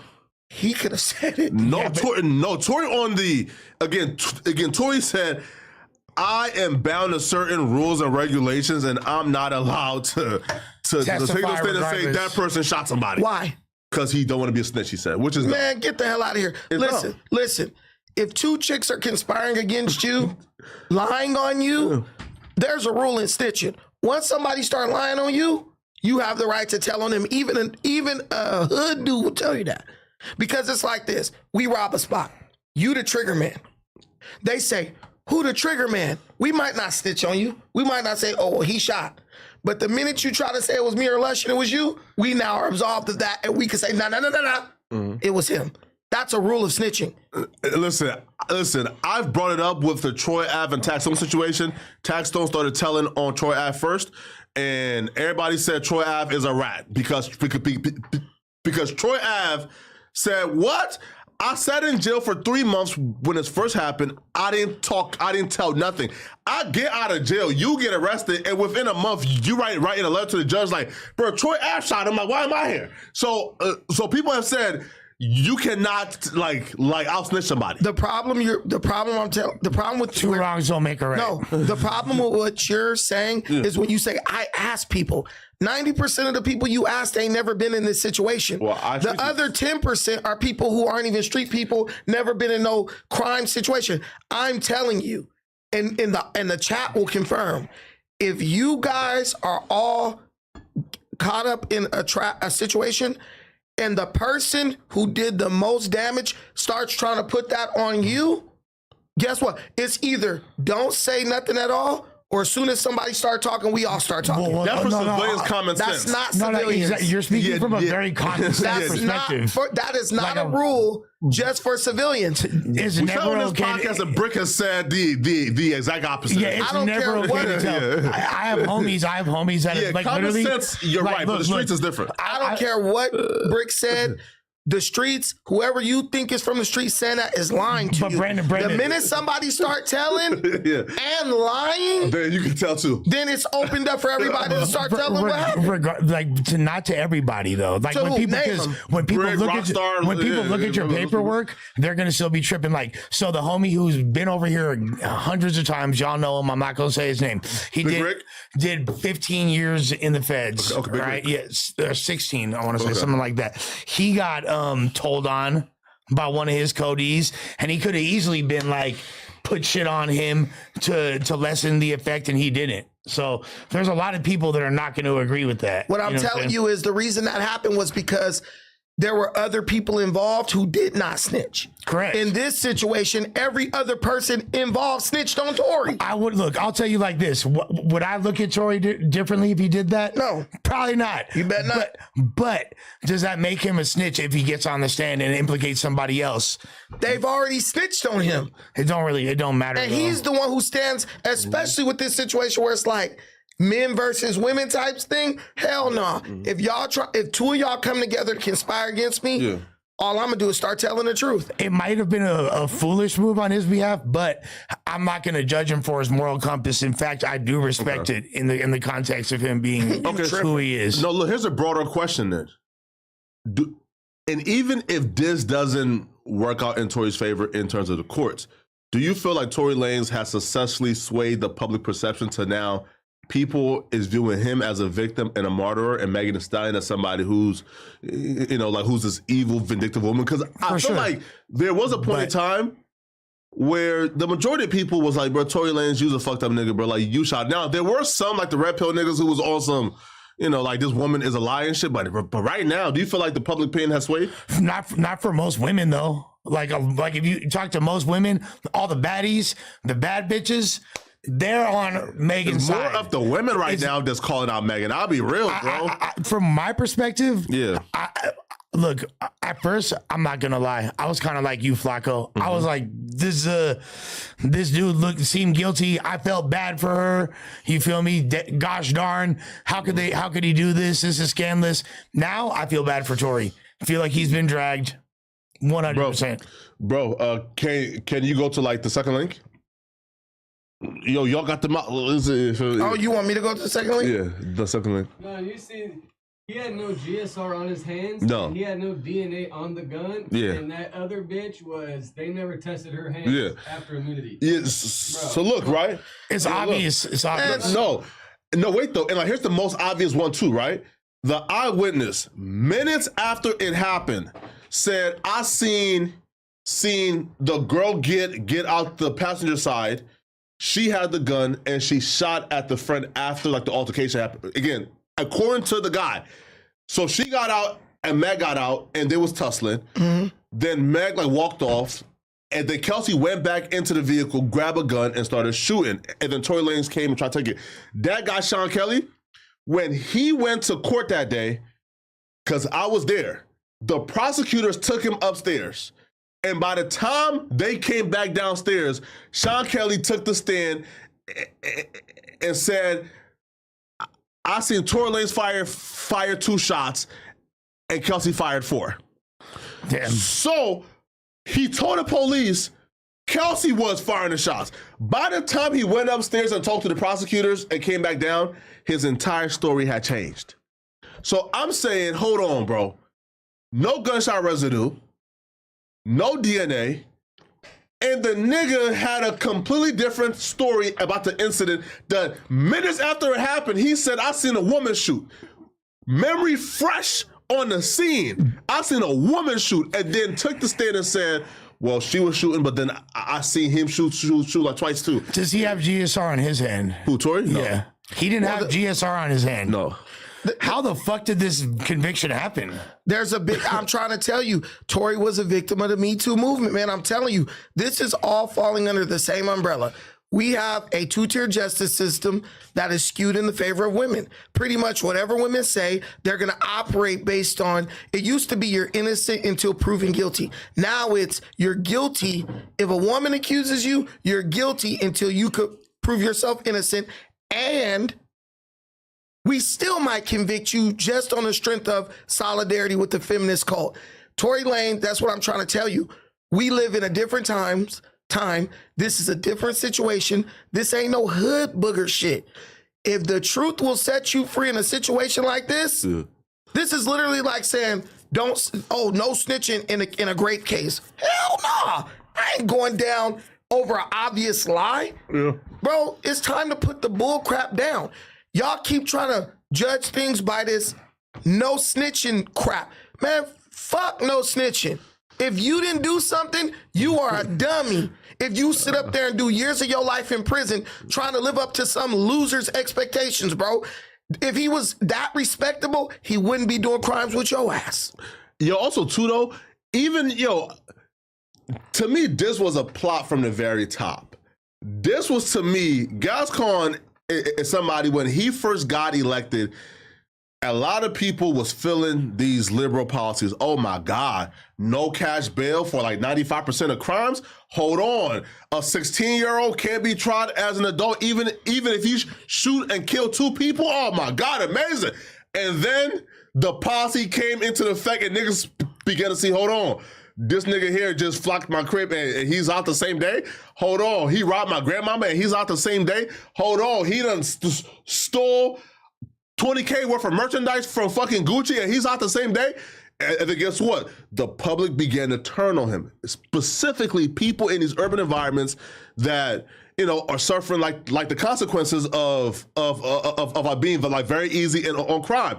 And like what happened? Looking like San Francisco right now. Yeah, Perfect example. Yeah, right. And Perfect example, bro. Gas Khan and them during that era, they lived on Twitter. So is it out of the realm of possibility that after these bullshit far left like policies backfired on them and people hated him? But listen, bro.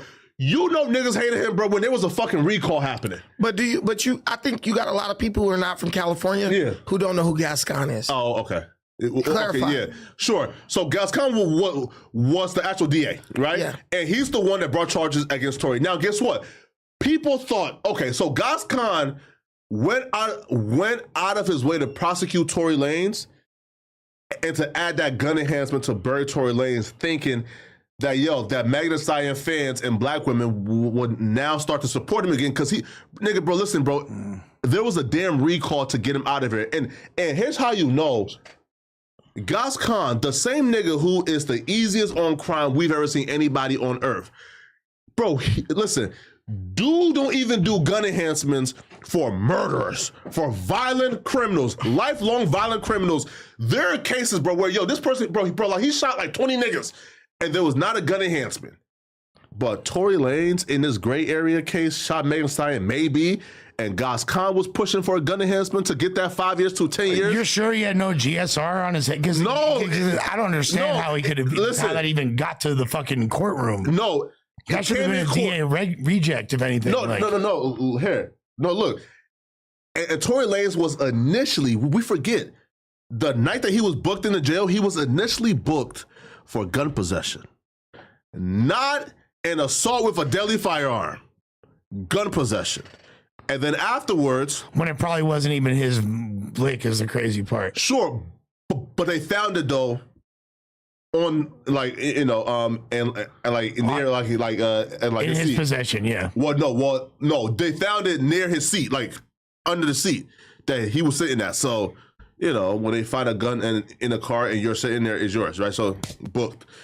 But yeah, bro, this is a grand conspiracy from the very top. And I believe, bro, at some point, because even look, well, also if you want to take it even further, like Gascon is like acting under direction of who? Gavin Newsom, right?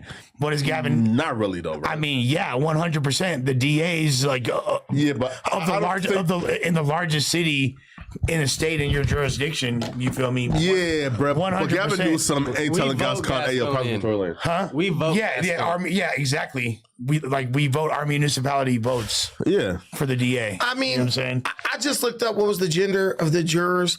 7 women, 5 men. Yeah. And they'll pick a specific group of people. He had no chance of winning this case against her in California. Mm-hmm. And that was the biggest problem. Of course. If this was Texas or anywhere else where they're fair with their justice system, it was plenty of doubt cast over this situation to throw it out. The issue is what people don't realize is that liberals like Gascon, what they do to make people support them is they'll throw you a big fish to get you to allow them to do a bunch of bullshit. So they feed you celebrities while they really screw you over on the lower end. Same thing that happened with Trump in New York. You know how many people were so fixated on Trump being prosecuted in New York, they didn't even pay attention to all the criminal appeasing or crime perpetuating laws that were being passed right under their noses, like cashless bail, all those things. They basically put, I'm going to prosecute Trump as a big banner, so you wouldn't pay attention but like he did it though. Huh? Like that's different though. Like Trump actually did what they accused him of. That's not true. That's a whole other conversation. It's a whole other conversation. No, it's not. Yes, it is. Okay, yeah, it is. Okay. Wait. There's a recorded conversation. Wait. I'm trying to tell this man. What? Again, say, yo, pay her and make it look like this. And there's actual business records of him lying about what that 250 was. All right, so let's go back to this to show you don't know what you're talking about. Okay, sure, go ahead. What was Trump convicted of? Here, again, it's wire fraud, right? Okay, but what did that entail? Sure. And again, and he falsified business records, meaning this, okay? I think like $250 or whatnot. But then to conceal, he paid her and he falsified, I paid $250 for this other shit and marked it down and you feel me, on, like tax documents. So I'm asking you again. Yeah. What was he convicted of? Like, what specifically did he do that led to 34 felonies? I'm telling you, he falsified business records. Okay, how did he falsify these records? Because even the judge he told his lawyers, pay her this, right, and then lied about it in terms of the business transactions. What did he record it down as? Oh, I'm not sure, but right. So Trump told his lawyer.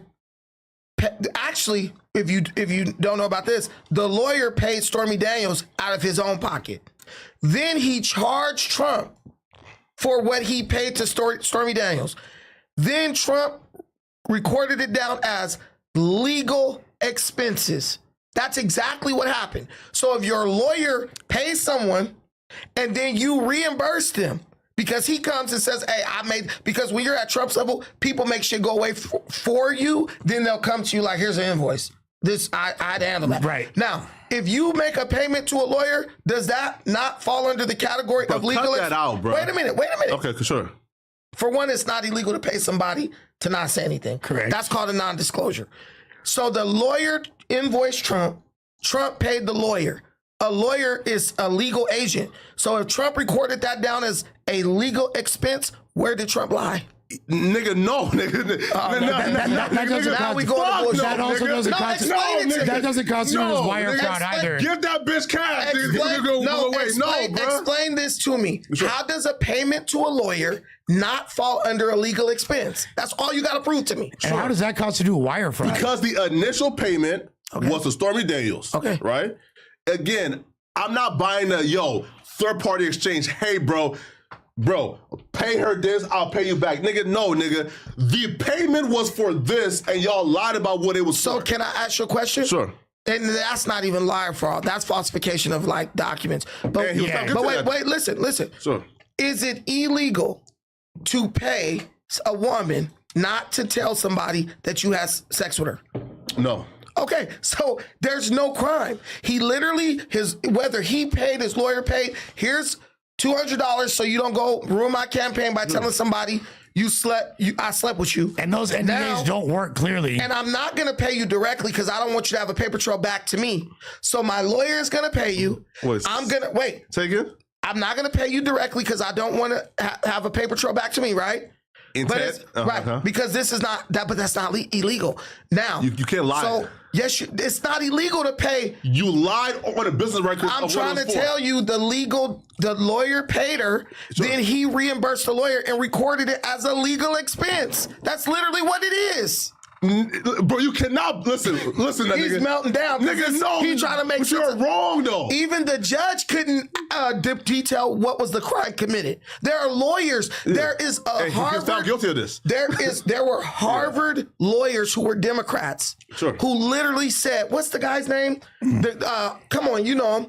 He's the Harvard lawyer. He's a staunch Democrat. He even said." He's on all the news shows, sure. The white guy. He even said, this is not even a case. This is BS. And the only reason Trump was convicted, sure. Unfortunately, is because he was tried in the state of New York. And everyone knew that being tried in New York, in the city of New York, people were automatically going to say Trump is guilty. It was so bad that the judge Judge Merchan, he literally had to tell the jury how they needed to think about this case to get a conviction on Trump. Meantime, his daughter is a damn campaign fundraiser for the Democrat Party, for the DNC. It was purely weaponized. If I'm on the phone telling you how to bypass the law, right? How to funnel money back to this bitch. But which law did he bypass to give money to a woman so she wouldn't come out and tell she slept with him? What law did he break? Wait, again though. Is he was doing it in secret because he knew he did not want to make it public. So again, paying her is not a crime, but you doing it on purpose through the lawyer so you can lie about it on like business records, bro, you can't do it, which is why, bro, he got found guilty, bro. Trump had every intent to lie about it on the business records to conceal it, which is why he had the lawyer pay her instead of himself.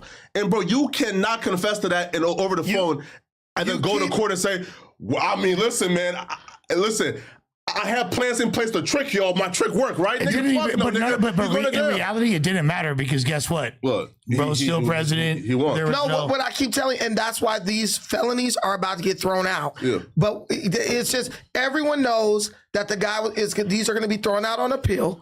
Everyone knows that this was a case of the legal system being weaponized against Donald Trump. It was a witch hunt, and it was their way of trying to disqualify Trump from the presidency. Well, you still have not identified the crime that Trump committed. And looking at the charges, they are kind of bullshit. I'm not gonna lie. It's 34 counts of falsifying business records, first degree. Granted, so there is no wire fraud. Like that's like what you were detailing didn't sound like wire fraud. You think when Trump made that call that he had every intention to deceive and set this up to where he will be able to conceal it on those. But that's not even what he was convicted of. How is deception a crime? But he wasn't convicted of that. He was convicted of 11 invoices from Michael Cohen, 9 general ledger entries from Trump, 9 checks from Trump, 3 general ledger entries he falsified, the trust, and 2 checks. He falsified the records. This is the equivalent of, I'm gonna break this down for people who don't understand. Yeah. This is like someone convicting you of jaywalking. No. It's like someone convicting you of falsifying records for ordering DoorDash. DoorDash paid for the shit. They came to your house. You paid DoorDash as a third party.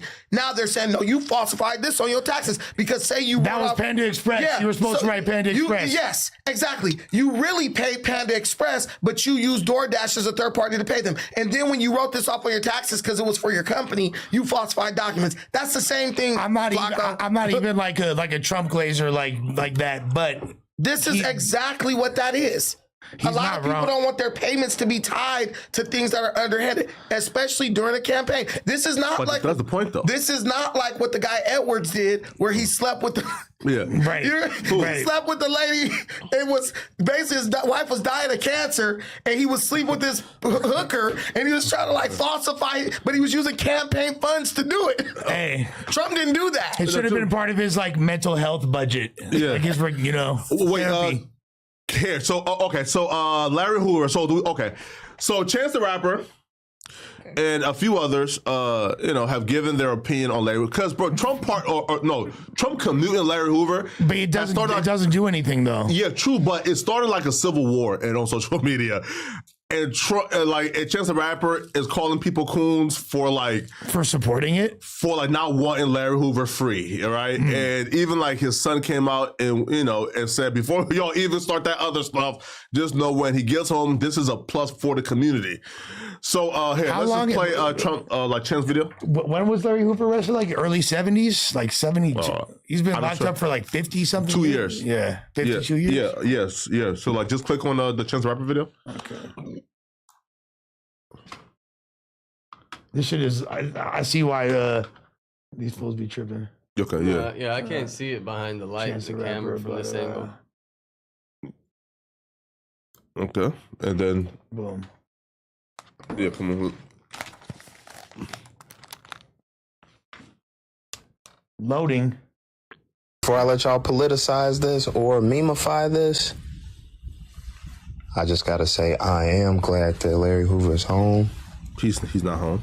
And I gotta remind y'all that he was a political prisoner that was set up by the federal government, that he created the Chicago votes. He did so many things to really mobilize our people, and he was really targeted for that shit. And so before niggas get to cooning or doing whatever they finna do with this information, I just want to say I'm so glad that he's home. And God bless his family, and yeah. Before I let y'all, all this over him not actually being home. Sure, all but do you this, feel but what a lack of information. Jesus Christ. But the possibility though of him being free, do you feel like it's a good thing? I mean, I think the man is definitely served his debt to society. You think so? I mean, this dude's been locked up for hella long. So What you the think? fuck? You gonna make him die in prison? So you think? Okay. So So you he think do no 52 sex years? crimes against anybody? So you think that 52 years is enough for taking somebody's life? I mean, arguably yes. Arguably yes. I think it depends. Like, so the person reason, stole from their stash house in the hood, and so there's two. They killed him. There's two purposes for the for our punitive system, right? Okay. Retribution and deterrence. Like deterrence clearly doesn't really work, as we've seen. Retribution, that's objective. I feel like the arguably the most negative thing that Larry Hoover's done is the criminal organization that he was a part of, or That have murdered started as thousands of people. responsible. Now, let's also say that what's going on for the past several years are not directly under Larry Hoover's tutelage. It is not in line with the original core principles of what he started with GD as, of growth and development. Like it's veered far from that. So you can't really put all that blood on his hands as well. How it veered far from that when he was a free man and running the GDs, they had a couple stash houses in Chicago. A 19-year-old, right, broke into those houses called Pookie. A 19-year-old broke into one of those stash houses, stole some work from it, left, and Larry Hoover ordered the hit, and they went and killed this 19-year-old boy.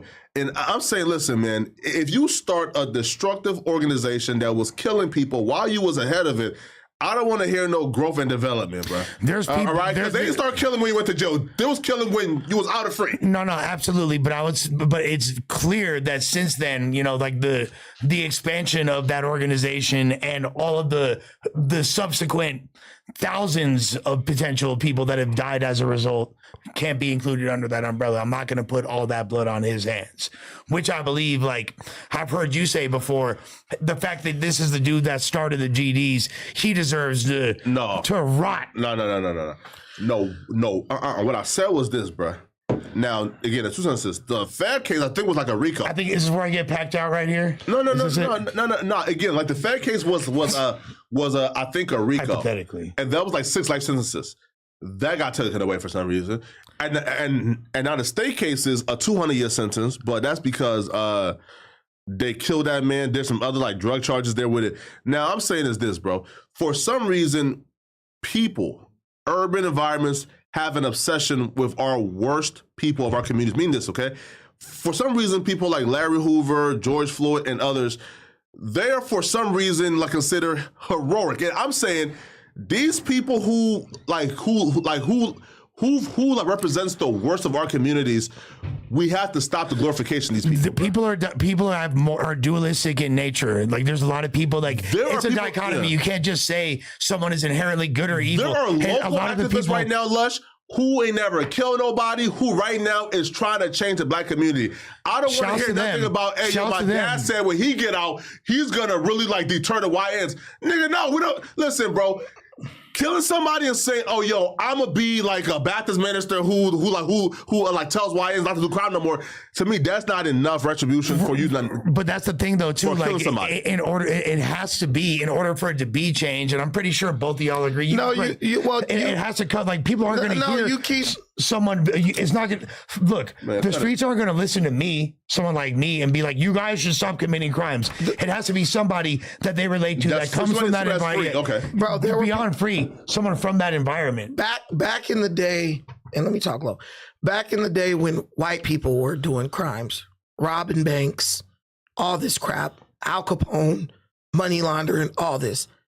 Did that crime stop because they started saying, let's let other hardened criminals out to keep these criminals, to teach them a lesson about not doing crime? No, they simply made the laws more stringent. And those people said, you know what?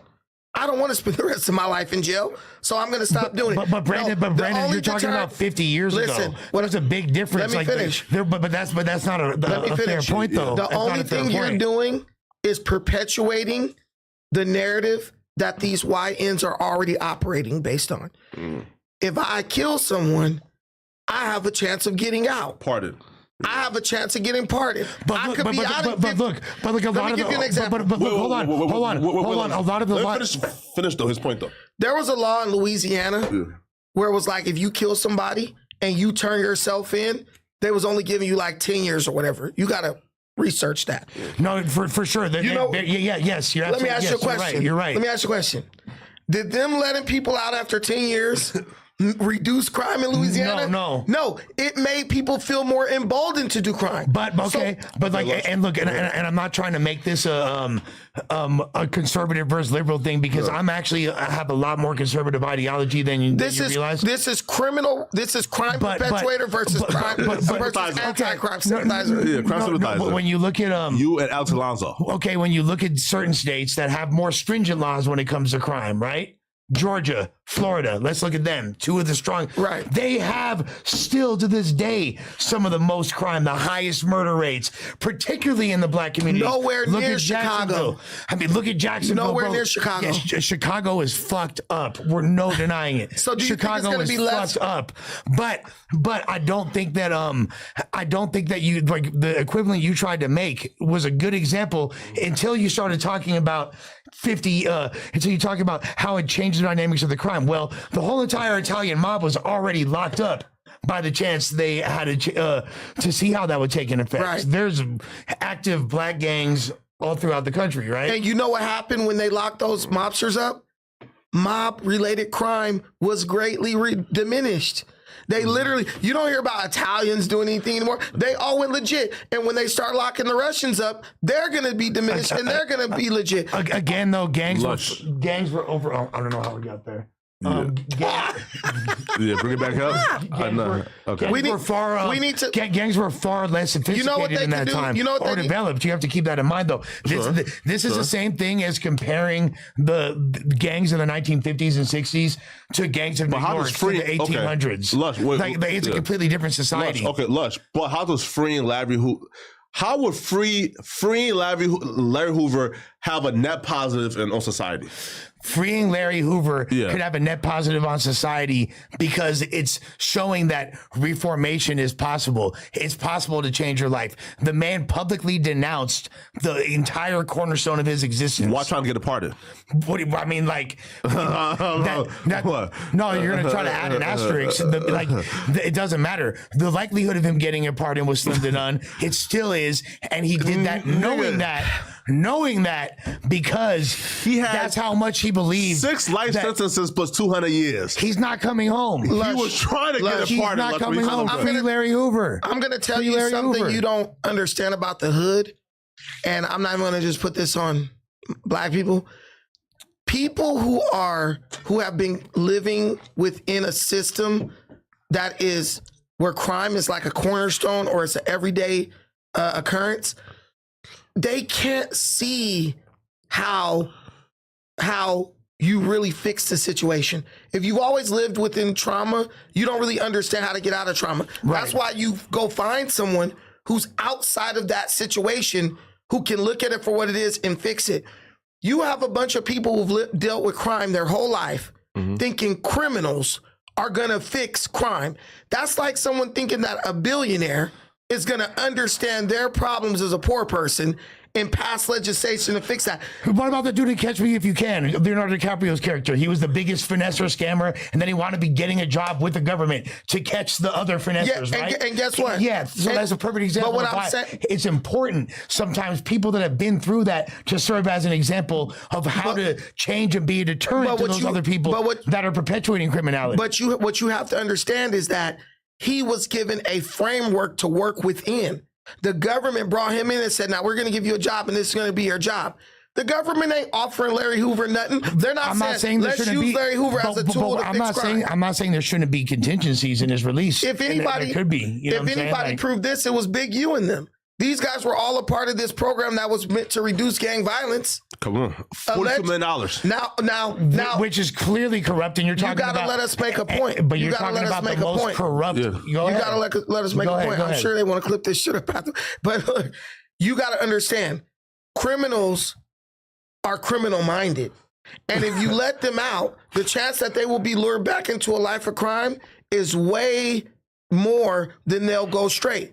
because they already have an affinity for this lifestyle. Yeah. If someone's the only way I believe Larry Hoover will come out and be a force for good is if Larry Hoover got out, moved to a whole nother state, didn't even talk about criminal activity. I don't even think Big Meech is gonna post up on St. Lawrence. I don't even think Big Meech. Like, what the fuck are you talking about, dude? Like, well, if he's gonna have an impact on the criminal element of Chicago, he's gonna have to be within that environment to have an impact. What I'm telling you, I not don't even think necessarily. Is he still preaching gangster shit? I'm sure he No, he's not. I don't even. Yeah. Listen, He literally denounced. Yeah, all he would have to do is some media appearances. He doesn't have to live within the community in order for like. I don't even think Big Meech had a positive impact on criminal activity. But guess because what? they all still flirt with that lifestyle. They don't come out and denounce it. But no, Big Meech is considered a snitch. You feel me? Like, That's okay, but what I'm telling Well, not no more, right? well, I mean, he still had that smut put on his name. No, but at the time, but at the time when he got out,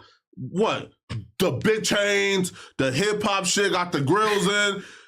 Again, rappers pulling up on him who like how long did he get to enjoy that before he was lit? For like 6 months. Before he was labeled a snitch. You know what I'm saying? Like, bro, But that completely contradicts. Wait though, but still to win, Lil Baby put up on him. And he didn't tell Lil Baby, hey, bro, stay out of No, he said, bro, like, look, bro, like, where my bag at? And then when Baby ain't give him no money, what he do? Started shit talking Lil Baby. Right? So, bro, listen, bro. These old heads ain't out here trying to make no change, But that's the thing. Like, the Big Meech situation is very, very different. And, like, you can't even compare it because he's not regaled as this legendary street figure anymore. 6 license, bro. I think he's essentially we have Henry to wrap Hill. up like this for we're supposed to do this. no, a new discussion, but go ahead, like the last one on this. Oh yeah, stop clock watching. No, I'm just kidding. Oh, yeah. But yeah, man, I think Larry Hoover getting out of jail is not going to improve anything if they just want to let him out because they feel like he's done enough to pay for his crime. I'm not against that. What I'm against is people looking at this situation like he's some type of savior or messiah, and what people do is they like to put the onus on other people. Yeah. To do what they know they need to do. If you're in Chicago, if you want to stop crime, start telling on these niggas. Start telling. Listen, man, stop trying to be cool because you went to school with the murderer. That's my bro and all that shit. You're gonna have to, fight for your kids and for their future. You gotta Damn rap. all that. You're gonna have to start telling on somebody or just letting them know if they really respected you, they would not shoot up the neighborhood where your kids lay down and sleep every night. Man, facts, man. Okay. Final thought. There are a lot of people who are ex-cons, who are gang members, bank robbers, drug dealers, gang leaders who wind up coming home and flipping their entire script, becoming business owners, empowering the community. I want to point to a company called Concreates. Have you ever heard of it? No. Started by 2 people that were deep in the streets. One of them was the most prolific bank robbers in LA history. Another one of the most prolific dope dealers. And these dudes now own a Forbes interviewed company that has worked with most Fortune 500 companies. Forbes mean nothing, bro. I'm just saying, no. I can pay for a Forbes uncle right now. I'm just saying, whatever. Like these guys are legit. Very respected businessmen in multiple sectors, and there are plenty of opportunities for people to change for the better. So just because you did crime, that doesn't need to define your entire existence. No one's saying that. The argument is my final thought. Final thought. Yeah, okay, let's move on. Lush, people of your kind, the white YNs are calling out Drewski, man. They got smoke with Drewski. Oh, I seen that. Pull up the skit first. First of all, first off, let's first play the skit. It's the best skit on the internet right now. I fucking love this shit. Well, I don't even need this. It's loud. Yeah, let's first play the skit and then we can react to this. So good. Thank you, Drewski, for this. Play the I thought audio. it was a real guy at first. I didn't. Let's scroll down. Okay. And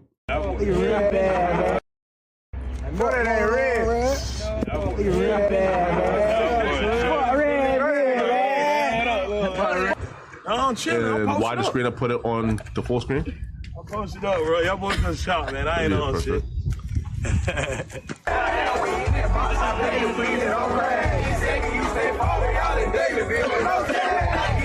Tell them all. feel like right here, man. this is what your life is. I feel attacked right now. I feel attacked. Folks always tell me like, you a white boy, you can't be doing all that. I grew up on that side. On that side. But I was raised by these folks. I grew up with white folks. But I was raised in a dope hole. In a dope hole, man. I was raised in a dope hole. I witnessed it with my own eye, man. For real, man. Changing diaper, man. Walking around with pull-ups. I'm thinking about another lane. Okay. Another, you know what I'm saying? I call the same.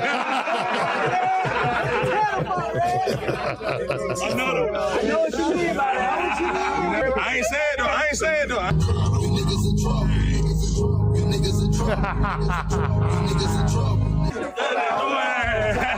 It's my hood. Man, it's 515 Cleveland Street General right here. Okay. Oh, we're done. No. Oh, no. It's going on. I thought it was, I didn't know it was over. It's still part of it. Yeah. This one. Like the end is like the best part.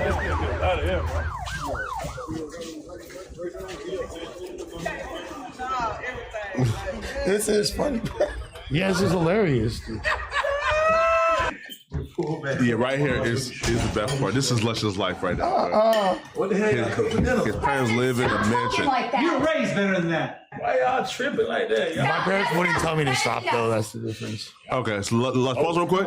They've been telling you to stop. Now, Lush, go to like the other clip.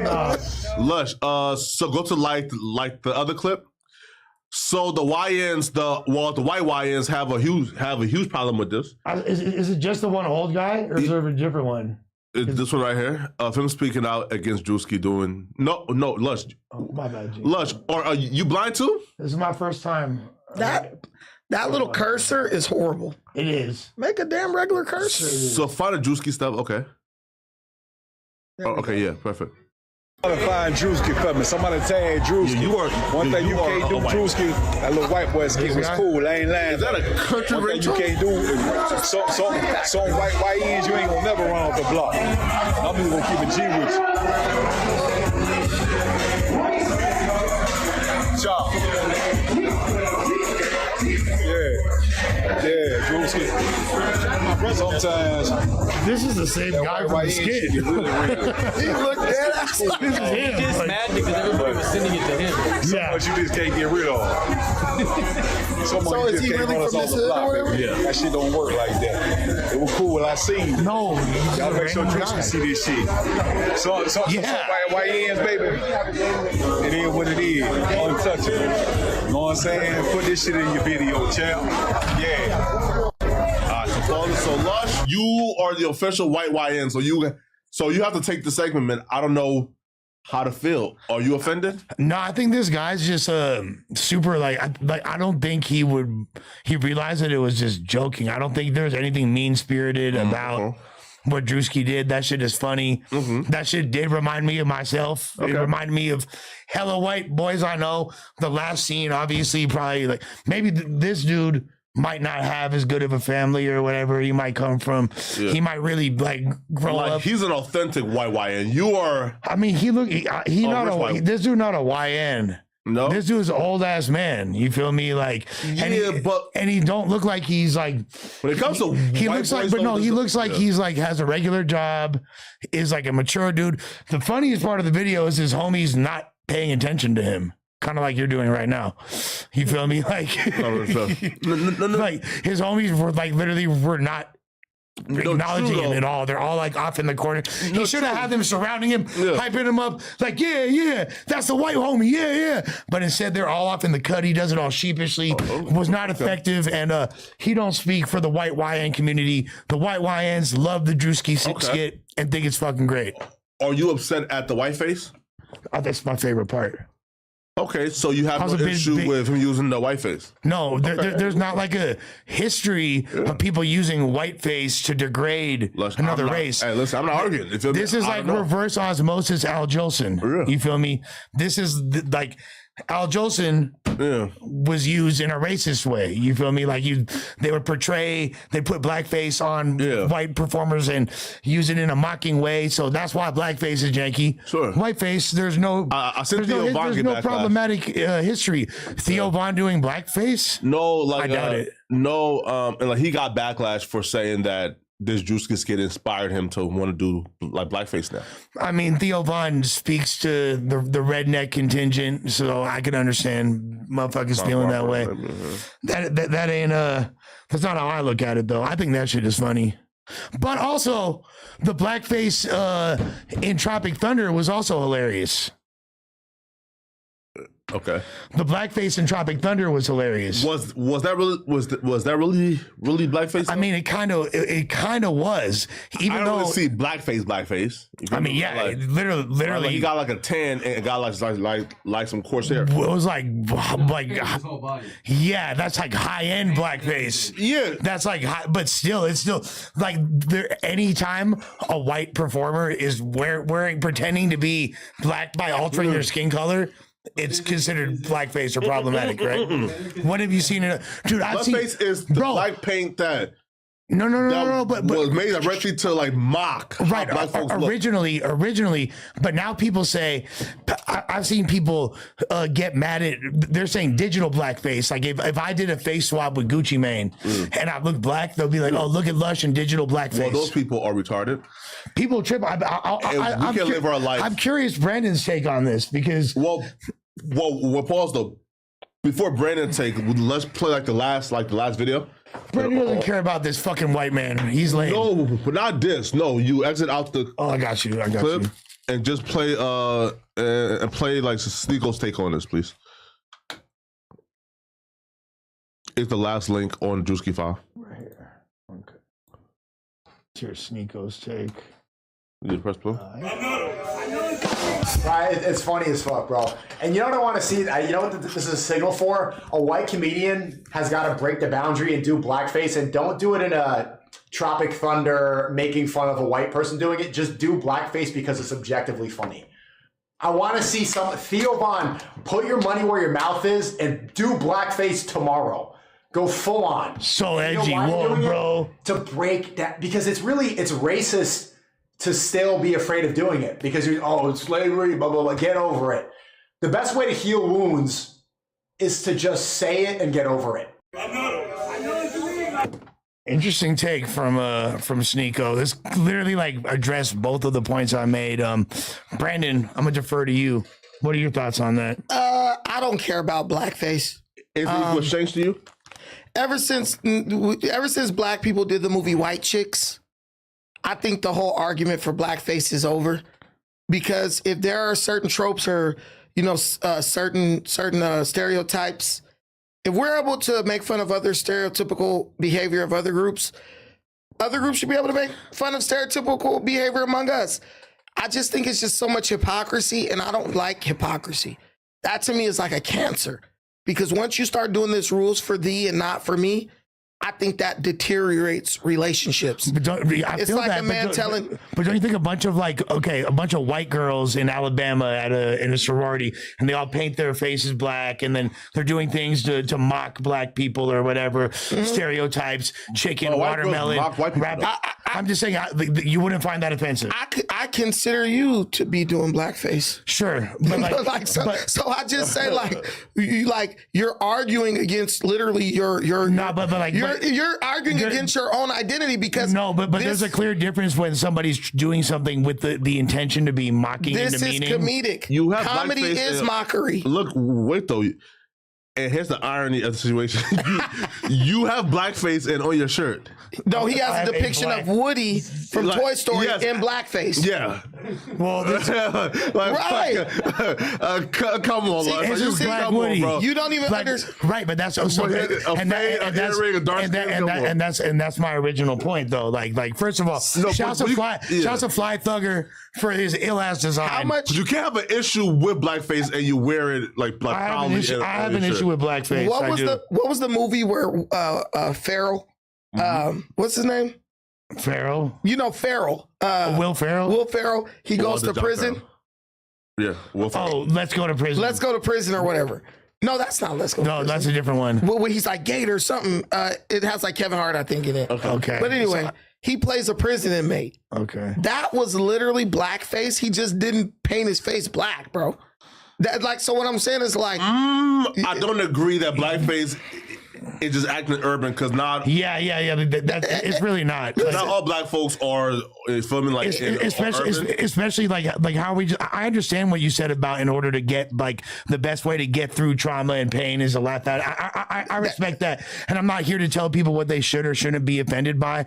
But when I see something, when I see blackface, and I know the history of it and how it was used to oppress people, to mock people and keep them down, like I don't.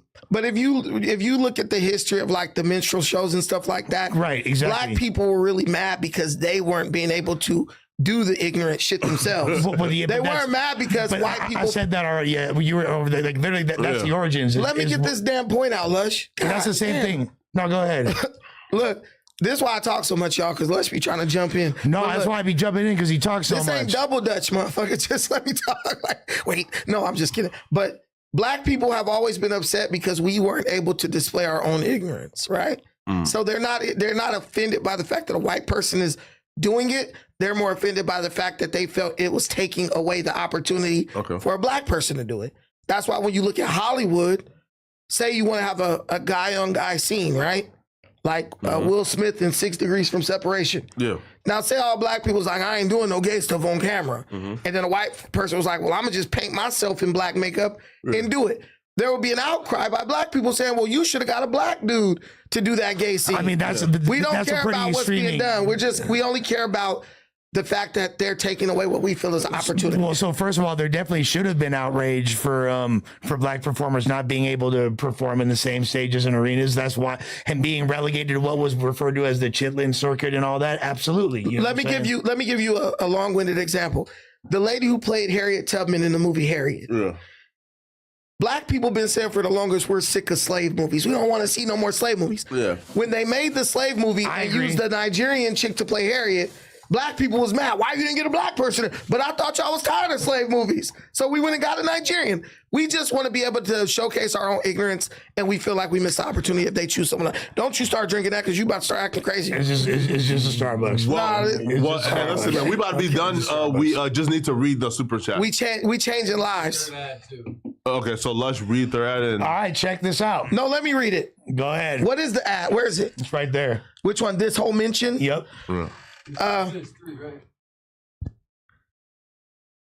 Yeah. So look, if you're still overpaying for your party goodies, that's on you. But E420 makes it super easy and affordable. They've got legit deals all month, and you can get extra off by using code NOJUMPER at checkout. They even do mystery boxes. Give me my edible mystery box. Oh, there you go. Jesus. I know he I got the edibles. Brandon's a big stoner. One for a party, and it was a hit. Seriously, just download the E420 app. You can restock without leaving the couch. Don't forget to use my code NOJUMPER at checkout. I'm not gonna lie. Well, hey, I'm a huge fan of this bong. Yeah, man. Okay, and this pretty quality box. It's perfect for after jiu-jitsu. Is the ad done now? Hey, you know jiu-jitsu were big stoners. Yeah, exactly. Look, so before we like wrap up and get to like the super chats, yo, did you see Tariq Nasheed post about you? Yeah, that's cool. His tweet was wild. He wants to be relevant. So how do you feel about Tariq Nasheed like calling you informant? You know, Tariq is obsessed with me. Okay. On the internet, this is a true story. There is a video. I might have it and I'll send it to you. Okay. He actually has a picture while I was working out of my backside.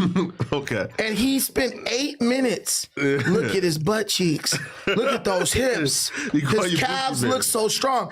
I mean, Hall of Fame recoil. I'm not gonna lie. I saw this guy in a compromising position with his lawyer, and that made me believe that he just has a sexual attraction to me. What? You saw it in the what? Yeah. It's crazy. Look. Wait. No. You're only getting that on my channel. Allegedly. You're only getting that on Allegedly, right? Listen, yeah. I don't have to allege. I saw it. He literally made the judge make the bailiff take my phone and erase my gallery because I recorded it. This is true. And if he ever tries to sue me, I will have the script, the court record, proving that he begged the judge to have my phone erased in court. Who does that? Your Honor, he was in the hallway recording. But anyway, this is my thing. Why would someone with the following of Tariq be concerned about my little tiny 20,000 follower account? That's because he's obsessed with me. He went by my house. He took pictures of where I live. Mm-hmm. He literally took pictures of me with my dog and all. He stalked me. He came, took pictures. Oh, I'm in Long Beach, right by my house. So the thing I'm saying is, Tariq, it's clear that you have an obsession with me. And even when you made the cartoon, the emphasis on the booty of Bucci Bear and all that stuff, the fact that he's wearing no pants, bro, you're obsessed with me. You have dreams about me. I get it. I mean, he whispers in it at night and when he's sleeping, Bucci. I'm assuming this is the tweet he's talking about. This is the tweet. Yeah. And it's just like, bro, just get over it. You lost in court. Your FBA hordes have been vanquished. We destroyed FBA for the most part. How? Easily by proving that they're never going to get reparations. It was ignorance. Well, those are never, don't. I mean, listen, at this point, I don't even want them to get reparations because. Why? Because it's being used as a tool to divide our community. But aren't you FBA? Wouldn't you get one? I'm not FBA. No? Okay. Well. If me not getting a reparations check meant our community intact. Maintains the little bit of collectiveness, the unity we have, then I'm okay with that. But what I'm not going to do... Your ancestors aren't from America then? No. Okay. No. What? No, I'm just saying, they are. Yeah, but okay. What I'm saying, my ancestors. He was born here last year. Yeah, I know he was born here, but and your grandparents were born here. We're born here. My great grandparents, all the way back to 18. You can only go back to 1816, realistically. Okay, and we tracked our lineage. But I'm not saying. So obviously you don't believe in the ideology, but you are a descendant of slaves, or I'm a descendant of slaves, but you black everywhere you go. But I'm a descendant. Wait though. But I'm a descendant of slaves, which is why. Well, Liberia is kind of a gray area, right? Because because didn't Liberia send people back, or not? America sent people to Liberia, and then y'all. I can trace people back to Virginia, bro. He's a descendant of slave catchers. What type shit? That's the difference. No. There was a massacre. No. Lush, quick history lesson. There was these Americo-Liberians. Those were the black slaves who went back to Liberia. Yeah. When we landed in Liberia, when we landed in Liberia, his people were still engaged in the slave trade. The black Americans who had been free from slavery and came over to Liberia were like, hey, this has to stop. One of his ancestors was so committed to selling slaves, he literally massacred a bunch of Americo-Liberians so that he could continue to sell slaves from the ports of Liberia. Literally, the black Americans took over. Liberia was on an upward trend. They got so jealous of the black Americans and the positivity and progress we were bringing, they literally launched a coup in the country, ran out the black American-run government, and since that day, Liberia has been a total cesspool. Damn, Flacco. Look it up, the massacre in Liberia. There's a name for it. One. Am I right? Folks in the uprising, why? Because again, so I am a quote unquote American Liberian, right? Like my people were called the Congolese, right? But they're not from Congo. They're just considered okay, cool. So, bro, when the Congolese came back, if you weren't an American Liberian, you couldn't vote, you couldn't own land, you couldn't marry American Liberian. So it was the exact same Jim Crow laws they had here. They went back to re-implement it. But I'm saying my people were the Congolese. I can trace my roots back to America. So I'm saying, by definition, if the rules are that you have to be an American descendant of slaves, well, I'm a descendant of slaves. Right. So that's why, I don't really understand fighting against reparations just because you have a different ideology than an organization. Overall, I'm pretty sure you believe in it's kind of crazy. Have you ever heard of the saying, all money ain't good money? Of course. Okay. So if I was to tell Jewish people, we'll give you this much money. But They in gonna order, take it. no, They but in gonna order take for it. no, but in order for you to get this money, you guys have to basically alienate segments of your own community and basically draw a distinct line. Like, they're not us. You have to basically stop playing. I think you chose a bad example when you brought up the Jews. No. Because they for sure be down, They bro. would do that now. They'd But for when sure they be were down. coming up to get to where they were, the thing that made them powerful was that they stuck together. I understand that, but like, and I get what you're saying, but still, it seems like inherently that getting free money or any type of or infrastructure that could create generational wealth, like let's say, because I heard you say before, like, fuck us getting money, let's put that money into creating infrastructure for businesses, etc.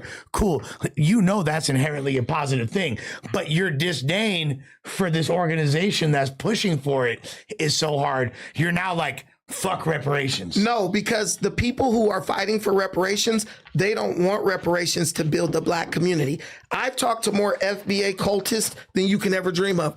And when you say, hey, when you get the money, do you want to put the money into some type of collective effort to build black infrastructure? Or can we, instead of giving you a check, put this into like scholarships for black youth or whatever? Nope, I want my money. Okay, what are you going to do with your money? Oh, I'm going to do whatever I want to with it. Can't nobody tell me what to do. Huh?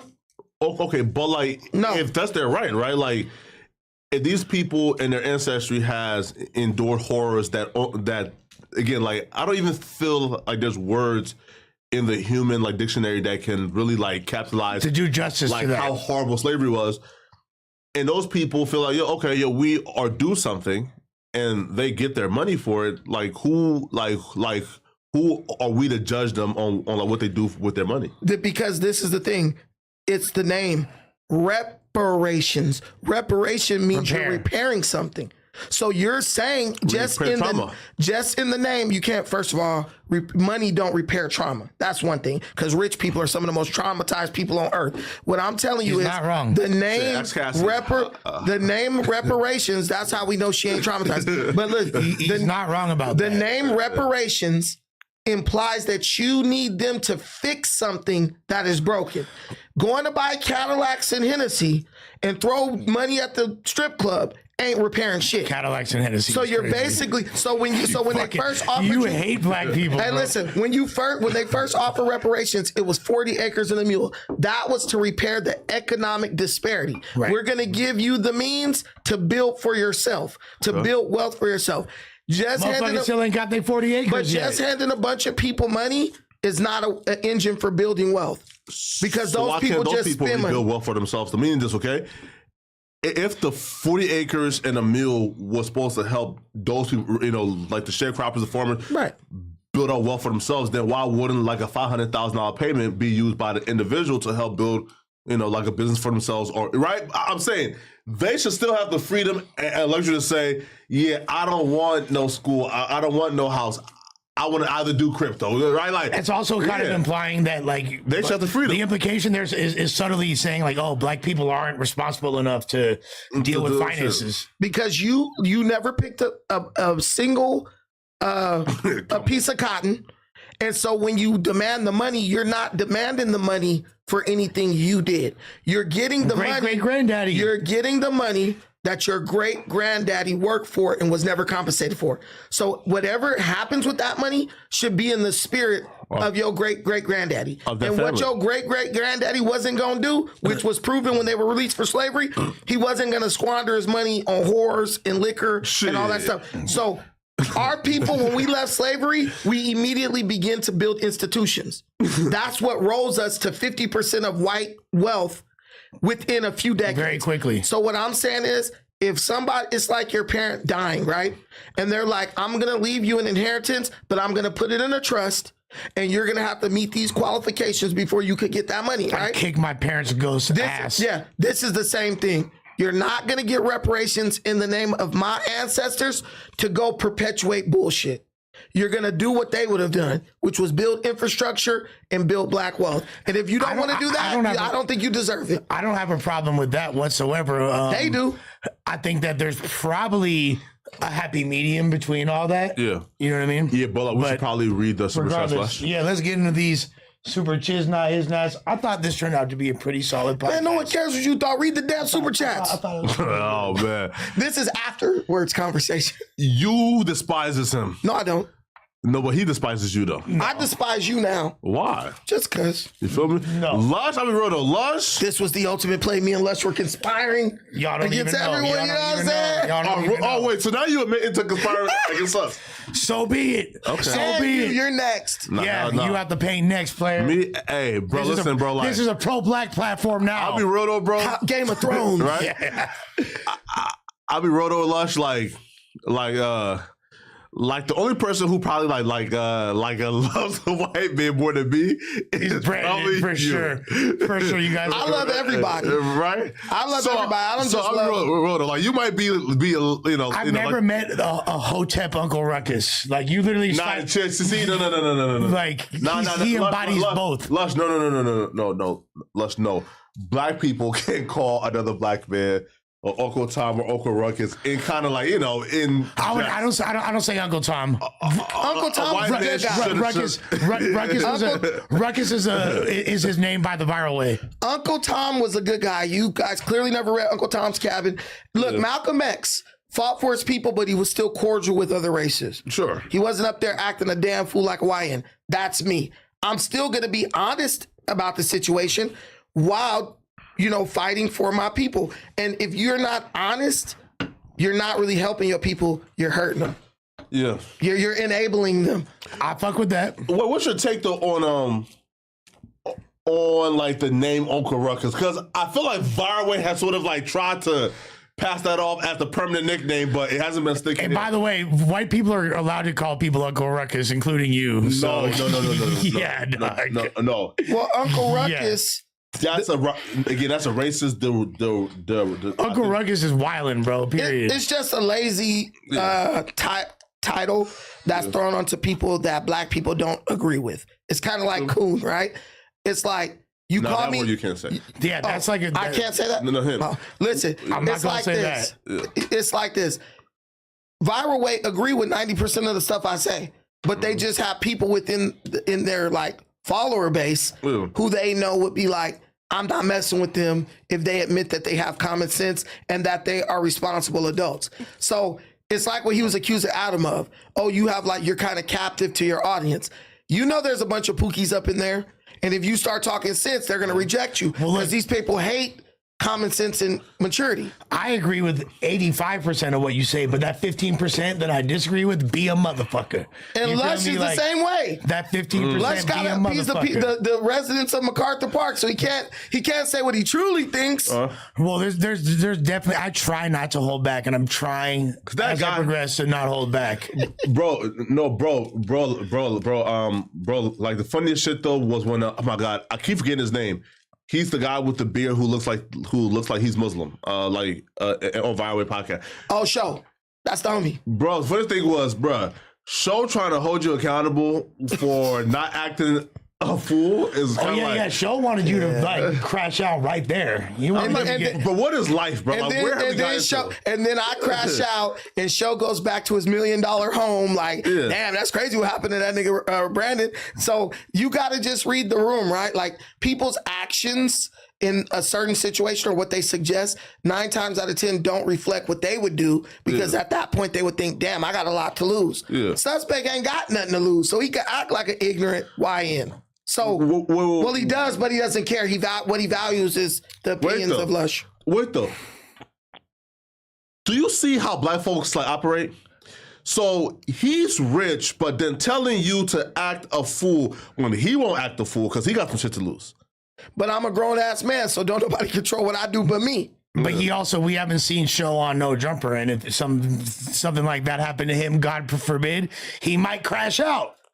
I'm not going to say that Show wouldn't crash out if something like that happened. The thing is, nobody who got something to lose is going to do that, bro. Like, I'm telling you, like, even when y'all got dudes like 4 Extras and shit, 4 Extras, he is a person who has been known to crash out. But when Adam made that contract and all that, I promise you, the 4 Extras from many years ago was not in the room because he said, now I'm 4 Extras with shit to lose. I got a lucrative deal on the table. It literally had to take some domestic shit which nobody can really control that. You know, that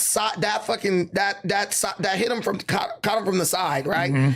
It wasn't like bro was out there smacking dudes up and bodying dudes, because he literally would just, I promise you, somebody can be like, 4 extras. When 4 extras looking at $100,000 contract or whatever it is, he gonna be like, look, man, there was 6 months ago, I would have whooped you out. But because I got something to lose, even these rappers. I can't wait to see you in 4 extras, by the way. I hope so. And if I told 4 extras the same damn thing sitting at this table, he would say, you know what? That's true.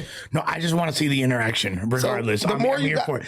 And also, like, on some real shit, I do commend you for, and I've said this publicly already, but I want to say it directly to you. I do commend you for actually dipping and leaving, like, when you did. I think that was the right thing to do. Do any of you guys have a 16-year-old kid? No. Do you have do any of you guys have 18-year-old nephews, 17-year-old nephews? No. Yes. Right.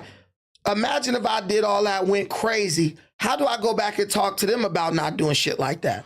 Nah, These guys are going to college. They're not in the streets tripping, but they're growing up in that area. Yeah. How do I say, man, you're not supposed to do that. You're supposed to keep your composure. Facts. You're going to risk a scholarship. How do I tell them that when I'm up here tripping, trying to beat up some weirdo? Although you did get Almighty in a trick bag, and that wasn't. No, he got himself in a trick bag. And free Almighty. And you need to stop saying that, because the longer y'all say that, he will never look and say, damn, you know what? I will say, I actually was. If you watch the stream, he took some pretty good responsibility. Did you have a talk? Yeah, I know. My barber here, I gotta go, but you can reach Dude, Richard. whoever cutting you up like that can wait. No, I'm just kidding. No, but wait, real quick. Have any of you guys had a man-to-man talk with Almighty about how he needs to accept accountability and he needs to control his temper? Of course not. Well, okay, so before yesterday, yes, but after yesterday, you tried to. I haven't. 2 years ago, you tried to. Man, I'm your coworker. Man, you tripping. You emotional. He told you basically, screw you. Nah. Screw you, Jala. That's my guy. Flacco used to be super, like, he was so Almighty kind. Like brand new Flacco was I'm a kind guy. Almighty only started respecting you when he found out you could crush him with your wallet, bro. Let's be real. Let's be real, bro. Am I lying? God, man, feel me? Am I lying? There's might be we some can keep truth the to party that. going without you. Get your ass out of here. Go get messed up. There might be some truth to that. Hey, I'm checking your haircut when you're done. Hey, man. Hey. You got that African tether hairline. Hey, show the world your tether hairline before. Why would you choose the smallest space with your big ass? Respect the shoe game, man. Hey, wait, did you see? Fire. Hey, you could tell Flacco is in denial because he tried to walk through the smallest possible space between those cameras. That's how he sees himself, his body dysmorphia. We're not live anymore, right? We are. All right, just real quick. So, Smack Pack with the $5. Adam, can you address why y'all never on time? You need to start writing people up. Shit always starts mid-conversations. All right. We were all here before Adam. Yeah, TBH. But thanks, Mr. Hall Monitor. Because people got shit to do. $5. Robert saying, how long you guys think it'll take for community to negotiate how many free Cirilla fits and 80 features needed to hire the Swiss Army knife suspect? I'm wondering if and when Sus will be over there. But what I was going to say is I'm glad that he didn't crash out on No Jumper and did seemingly take some accountability yesterday. I thought that was really dope. Jabril Son with the $5. Thank you very much. Juju Rose has been a member for a month. She said Brandon is a big deep freezer built Karen. I think he's more like a Roblox. He's like a Lego Roblox built. But that's pretty funny too. Smack Pack with $5. Wee Wee Watcher has zero hip hop knowledge, so now he will just throw shots to suspect. Wee Wee Watcher, wrestling is not a fade. You wanted to wrestle. $5 from Octane to Kid. Another $5 from Octane to Kid. Adam really about that money, cause really fired suspect, scary ass. Jabril Son with $5. Shout out No Jumper, just joined but listen every day. But if suspect gone, then Brandon shouldn't be able to be provoked and he provoked and incited the incident. $5 from Steve Lou. Flacco never says anything opposite of whack. $5 Octane to Kid. Lush No Smoker is a joint. Brandon with the W and suspect is a weenie like you on ECC. Appreciate you, Octane. You know, you're going crazy out here. $5. His lion ass. How is Whack a God when he can't even go to his hood, Goofy? $20 from I'm pretty sure Wack can go to his hood, by the way. $20 from Ace Vane. The best hosts on No Jumper. I got No Next. Flacco Brandon, Wack 100. No Next equals Mo Checks. I think that's might be some credence to that theory. 11 baby mamas. Palmares Park put the P first. That's his 1 month membership. I agree 100%. Want to join the gang? Gotta slide first. OG Duddy said, I fucked up on my last post, but flock and goofball. Long Beach on point with the Nip topic. Long live Nipka. I agree. Long live Nip. Mina's reactions. Clout Mania TV. Sharp is a walking pack of cools, and don't you forget it. I agree. He's definitely an ashtray. Red 661. Wow, no one eating on mic, no one yelling at people who know what the topics are about. Thank you, Brandon, for getting sus fired. Damn. Vic B. Brandon has helped shift my mind state in a positive way. Happy that sus fired himself. Brandon is making real changes. Lush is next to go. Dun, dun, dun. Reap Cash with $5. I can't lie. Brandon and Lush podcast with Lush mediating was the best. I ever laughed my ass off. Had a need to take a play out of Jerry Springer's playbook. Hey, I agree with you. It was one of the best podcasts I ever been on. But Lush being a beta melted suspect ruined everything. I was very alpha. You should have stood up and be like, "Hey, dude, shut the F up. I set this up. You're not ruining my reputation. Sit your bitch ass down or leave." I was very alpha about the whole thing. You should have brought your gat. You know what? I'm the sheriff in this bitch. To be honest with you, yeah, I think bring a leash for I this think nigga. Me being the only one with Blake will change the dynamic of the podcast moving forward. $20 from TE.24K. I just tuned in, LOL, but Brandon, you're a 30, and you know what you be doing, Bucci Bear, is the case study. What's a 30 mean? I don't know what the fuck that means. Okay. Thank you for the $19.99 though. Shouts, yeah, that's a very alpha donation. Hey, I got special love for the people who dropped $19.99 because it's like, y'all really fucking with us. They spending, you feel me? They spending and we sending. Harold Shaw, bro, the crime was he wrote it off on taxes as legal expenses. That's called money laundering and embezzlement and tax evasion. However, it was literally a legal expense. That's not what he was charged for. Like that's not what he was convicted for. He was convicted for. Yeah, like he might have been. I think he had a bunch of more charges, and he had sex charges with Stormy and all kinds of shit. But all that shit got dropped, and what he was convicted of. If you are being accused of doing something and you pay to make that go away, whether it's a settlement or anything like that, because it's not a purchase. It's literally a legal expense. An NDA is a legal document. So if you pay for an NDA, you do not pay taxes on that. Now I can see them trying to say, is tampering with evidence if it's already an active investigation. But it has to be a crime for there to be evidence. So if it's not a crime yet, they brought the charges way later. The girl, Letitia James, she literally is about to get indicted herself. She literally weaponized the justice system. Stop the cap, because there are people who are Harvard professors who couldn't even explain to you where the crime was committed, bro. Get that out of here. And honestly, I'm still waiting for our economy to get better, because that's what people Did we shout out the new members? Shout out to D59. You got to go back up. You got all the members you just ignored. I was not going to do it, but since you... Nah, you have to. Those are the people fucking with us. So let's shout out all the members. We got The New Black Hope, A Story by Corey Film, Keyshawn Harvey, Joshua, A. No, it's Yeshua. Oh, that's Jeshua? Yeah. Spelled with J-E-W? The Y is like, the J is like a Y. Come on, you Jewish fool. But that's not, I'm pretty sure, but that's not how you spell Yeshua. But he just doing it like that because probably someone with that name. Yeshua, shouts to you. You missed a Blair. You missed a Blair. A. Blair. Jimmy Black. Zedich? Yeah. We got Jabril's son. We already shouted out Juju Rose. We got Shelly06. We got Akitson. We got Akita Zen. Akita Zen, thank you. With their dog, it's an Akita. That is an Akita. Akita Zen. We got Polaroid D, probably a photographer. Mina's reaction, Clout Mania TV. We got Elmer Dweevis ED. We got Carrie Workforce. 11 baby mamas once again. And I think it's DeVoe. It probably is correct. But let's go. Yeah. Somebody baby mama. Elmer DeVoe ED, and I'm pretty sure. You missed Carrie House. Man, look, just scroll out. No, I said Carrie Workforce. Carrie Workforce, okay. You said Carrie Workforce. We got this one. Big B, can't lie, bro, the Chronicles, we already got this one as well. Nasir Kirk said, I genuinely don't understand why an employee has to not come to work because a non-employee who he has conflict with was scheduled to appear. No, he does. It's not that, listen, ignorant. It's not that he doesn't have to come to work. It's that he has to not bring a knife to work, dum-dum. Like, that's the whole point. We could have argued all day and it would have been fine. You brought a weapon to work. I mean, and to be fair, he could have if he was not forced to come. He was not acting under duress. He came willingly. Now, should there have been more conversations and all that?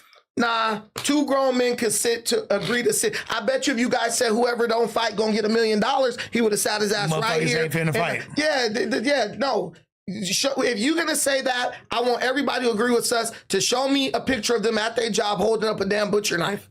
And then I'll agree with you. Then I'll give you some space. It's just I kind of get what Nasir's point is, but he just didn't phrase it very well. Because like you're saying, you don't understand why an employee has to not come to work. He doesn't have to not come. You feel me? If suspect walked in this bitch right now, you know what I would do? Keep reading these super chats. No one's attacking him. No one's going. He just let his ego and his desire to please people like you. He let that override his sense. He allowed Brandon to put him in an unfortunate trick bag. His uncle said, his uncle. His uncle Brandon should have been there for him, but wasn't. Mina's reaction, Clout Mania, free Brick Baby. Please, expeditiously, you get a like and a heart on that one, please. And D59, thank you for becoming a member. What else we got? That's it. No. We got hella more people shouting you out and all that. We got Mule Bills, whack gay homie Donut got knocked out by Gene Deal at Diddy trial today. Whacking Gene into it. I fuck with y'all. Shout out No Jumper. Bring suspect too. I don't know that to be true whatsoever. But I don't know anything about what he's talking about. Hey, Whack gonna definitely let us know. 305 Grand Champ with the $5. This cast from now on, please. Well, hey, you might get your wish, player. Sticks and Stones LA, shout out the bro Brandon. Amir, $5. Brandon, the biggest, I'm not going to say the word. Brandon is the biggest coon I've ever seen. Adam got rid of a day one for a house. And you want me to tell you what's funny about that? And Donnie, you might feel this one. This is exactly why the black community is a shit show. Because people place loyalty over common sense. They don't mind letting their kids sleep in a violence and crime-ridden neighborhood as long as they know the criminals who are doing it. And when they walk past the criminal, he say, what's up to him? Oh, that dude just shot up the neighborhood, but I went to school with bro. Am I lying, Lush? I mean, am I lying, Lush? I mean, you're not lying. They want to be friends with criminals. It's like back in the day when people wanted to take pictures with John Dillinger. That's not just a black thing, but we are so people are fascinated by criminology. We're literally on sped as a community. Like we're still trying to operate based on the old rules. There's new rules now. But that's not, like you said, that's not new or mutually exclusive to race. And that's why cowboy movies, Billy the Kid. But John Dillinger wasn't shooting up people's neighborhood. Well, yeah. That's the difference. He was robbing banks. He was hurting rich people. They want to do the John Dillinger shit with people who are literally making them victims. Go see a therapist, Amir. Amir. I don't know, Amir. Ken Joffrey Joffer. Almighty straight up admitted he would have been fired if he heard Jalise call him a bitch, and none of y'all checked him for that. He heard it. Because I said the B word many times that day, and he only listen. Your boy started. Everybody, go back and watch that pod. Your boy started the pod with no sweater on. By the time the pod was over and he left 4 times, he had a sweater on. When he pulled out the knife, it was in the pocket of his sweater. Also, that's a clear premeditated. You didn't call him a bitch prior to that either, did you? Yes, I did. We both was calling each other bitches during the whole damn thing. Okay. But it doesn't matter. Yeah, I didn't think twice. It was just opportunistic, and bro, just stupid. The more he smoked weed, the more weed make you feel like I don't give a fuck. True. That's all I was. Do you think though, like honestly, like beefs aside, like me and you and our fake beef aside, like do you genuinely think that like maybe you were a little bit too antagonistic with some of the things you were saying at that moment, knowing the way this guy is, or did you kind of not? I matched energy. The more he tried to crack jokes, the more I crack jokes. And I actually tried to divert away from the joke cracking several times. And let me ask you this, and this is accountability on my behalf. If I didn't come out the gate and just start clowning you, how soon? This was my thought, right? Because I know I'm supposed to be like somewhat of a moderator here in that conversation and dealing with you and Sus. When I'm introducing everybody, I give Bizarre a warm introduction, Anson, Munchie, then I'm bringing you and Sus up, right? And my first thing is I smoked this guy in a debate. Like, now I'm saying that my genuine intention was I'm being lighthearted when I say it. I didn't mean it, but I'm thinking it's a matter of time before Brandon's going to start roasting me. Let me just get it out the way. But did I kind of set a bad tone by doing that? No, stop trying to put the blame on you. It doesn't matter what you did. Nobody in America can bring a knife to work, spit on somebody, then pull the knife out without getting fired. Nothing matters before that moment. Nothing matters before that moment. As a man, you cannot bring a knife to work and spit on somebody or you're fired. Everything else, listen, I have no problem with anything Sus did.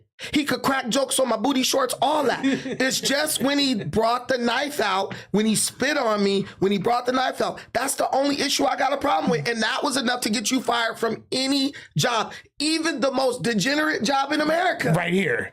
But this ain't the most degenerate job. This like top 30. You can't work on a trash truck doing shit like what he was doing. I think they get paid like more. But yeah, they make money, sanitation workers. It's a personal battle. Yeah. With him, he's having with himself as a man, and he learned a very valuable lesson. Do not let anybody. Almighty is the type of dude that'll let a dude hand him a gun and be like, let's go ride on the ops. But you just gonna go and I'm gonna stay here. He let the audience put a battery in his back. Well, I do think that he's definitely like, and admittedly, he's said this before. He operates out of ego for show. You know, he said it last night. So you don't think that I kind of set a bad precedent by coming out the gate? Okay, let me ask you this: were you planning on, like, I'm not gonna say planning on, but in your head, and be honest, were you probably gonna be like taking shots at me and making fun of me during that pod? I was planning on sitting down having a podcast. We were definitely gonna crack some jokes, but then when I saw Bizarre was here, I was like, oh, we gotta be more professional. Okay. And that's what we need everybody to be able to do. Read the fucking room. Now, also keep in mind, Bizarre is with the fuck shit. All good. But you still got to make it like not so personal, because he's not privy to what's been going on among us. We could have saved that for this gray table, which is where I thought we were going to do the meeting with Sus. Let's make it up close and personal. Let's sit at the gray table where we can look each other in the face. And this table, to me, really forces you to do to pod correctly. Yeah. Like, it shows your talent, because it ain't no distractions. People ain't in the corner rolling up weed. No. Put the weed down. Sit right here with me as a man, and let's have a discussion. Kind of like Adam and Wack do. And that's probably why it's your most viewed show. Right. No, and I agree with that. And like, also to be clear, I don't know if that's not the way I wanted that conversation to be facilitated.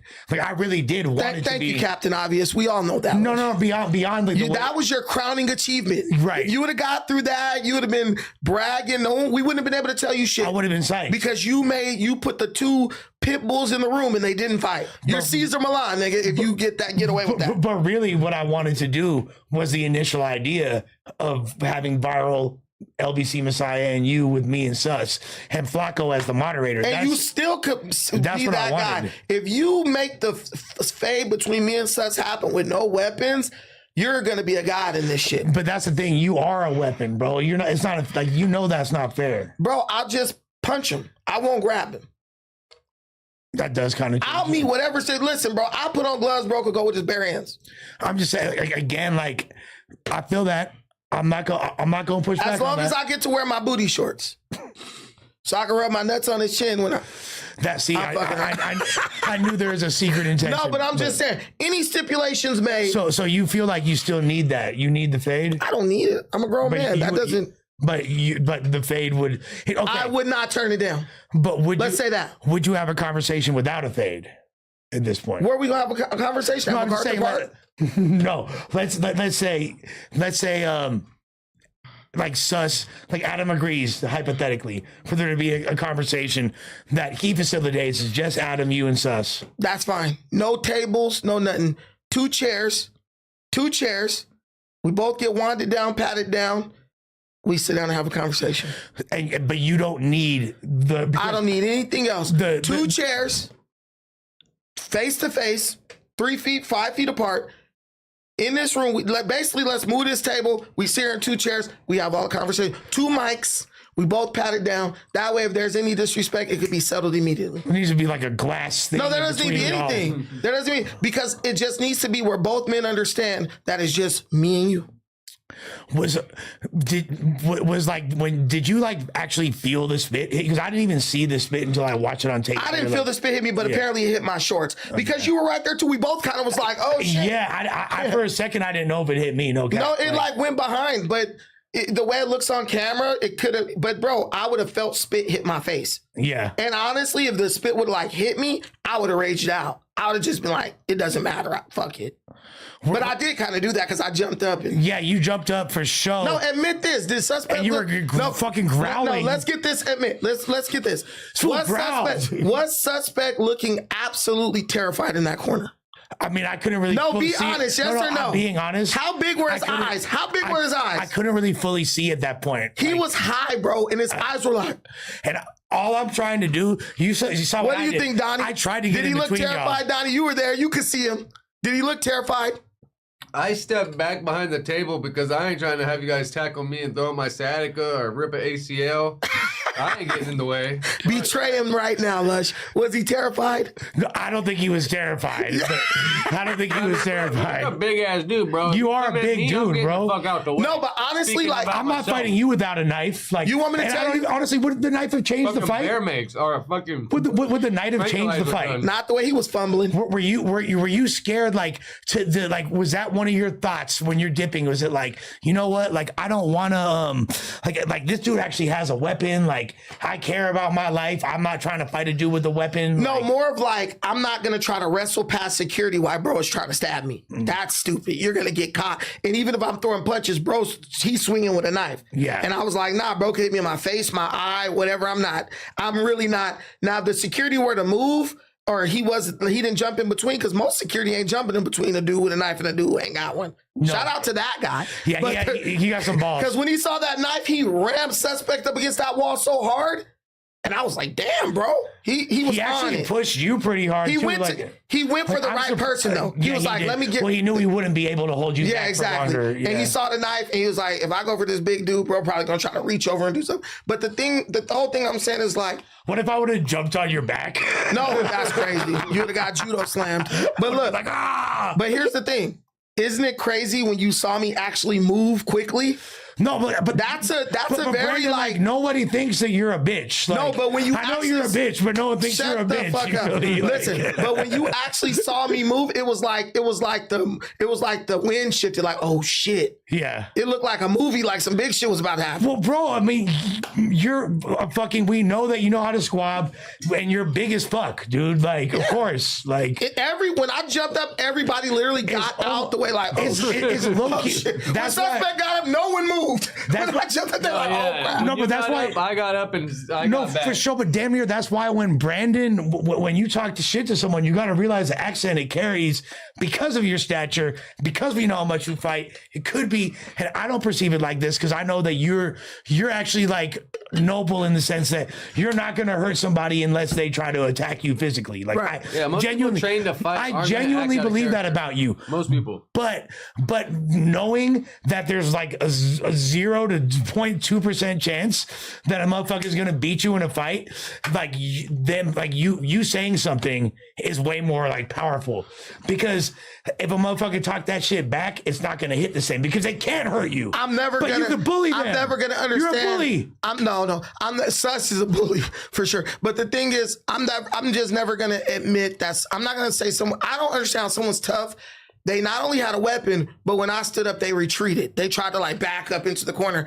You just can't keep the tough guy image, and you ran away unless you're Floyd Mayweather. Well, I mean, he could have been trying to wear you out. That's like wear me out, not little space. No. But we gotta go. I gotta go. That shit was fire. Dope pod, you feel me? Yeah. Let us know, like, share, subscribe. Run it up. See y'all tomorrow. We'll be back. Come on. All right, for sure. All right, well, hey, we cooked on that. Yeah, we did. So, what do you think, Donnie?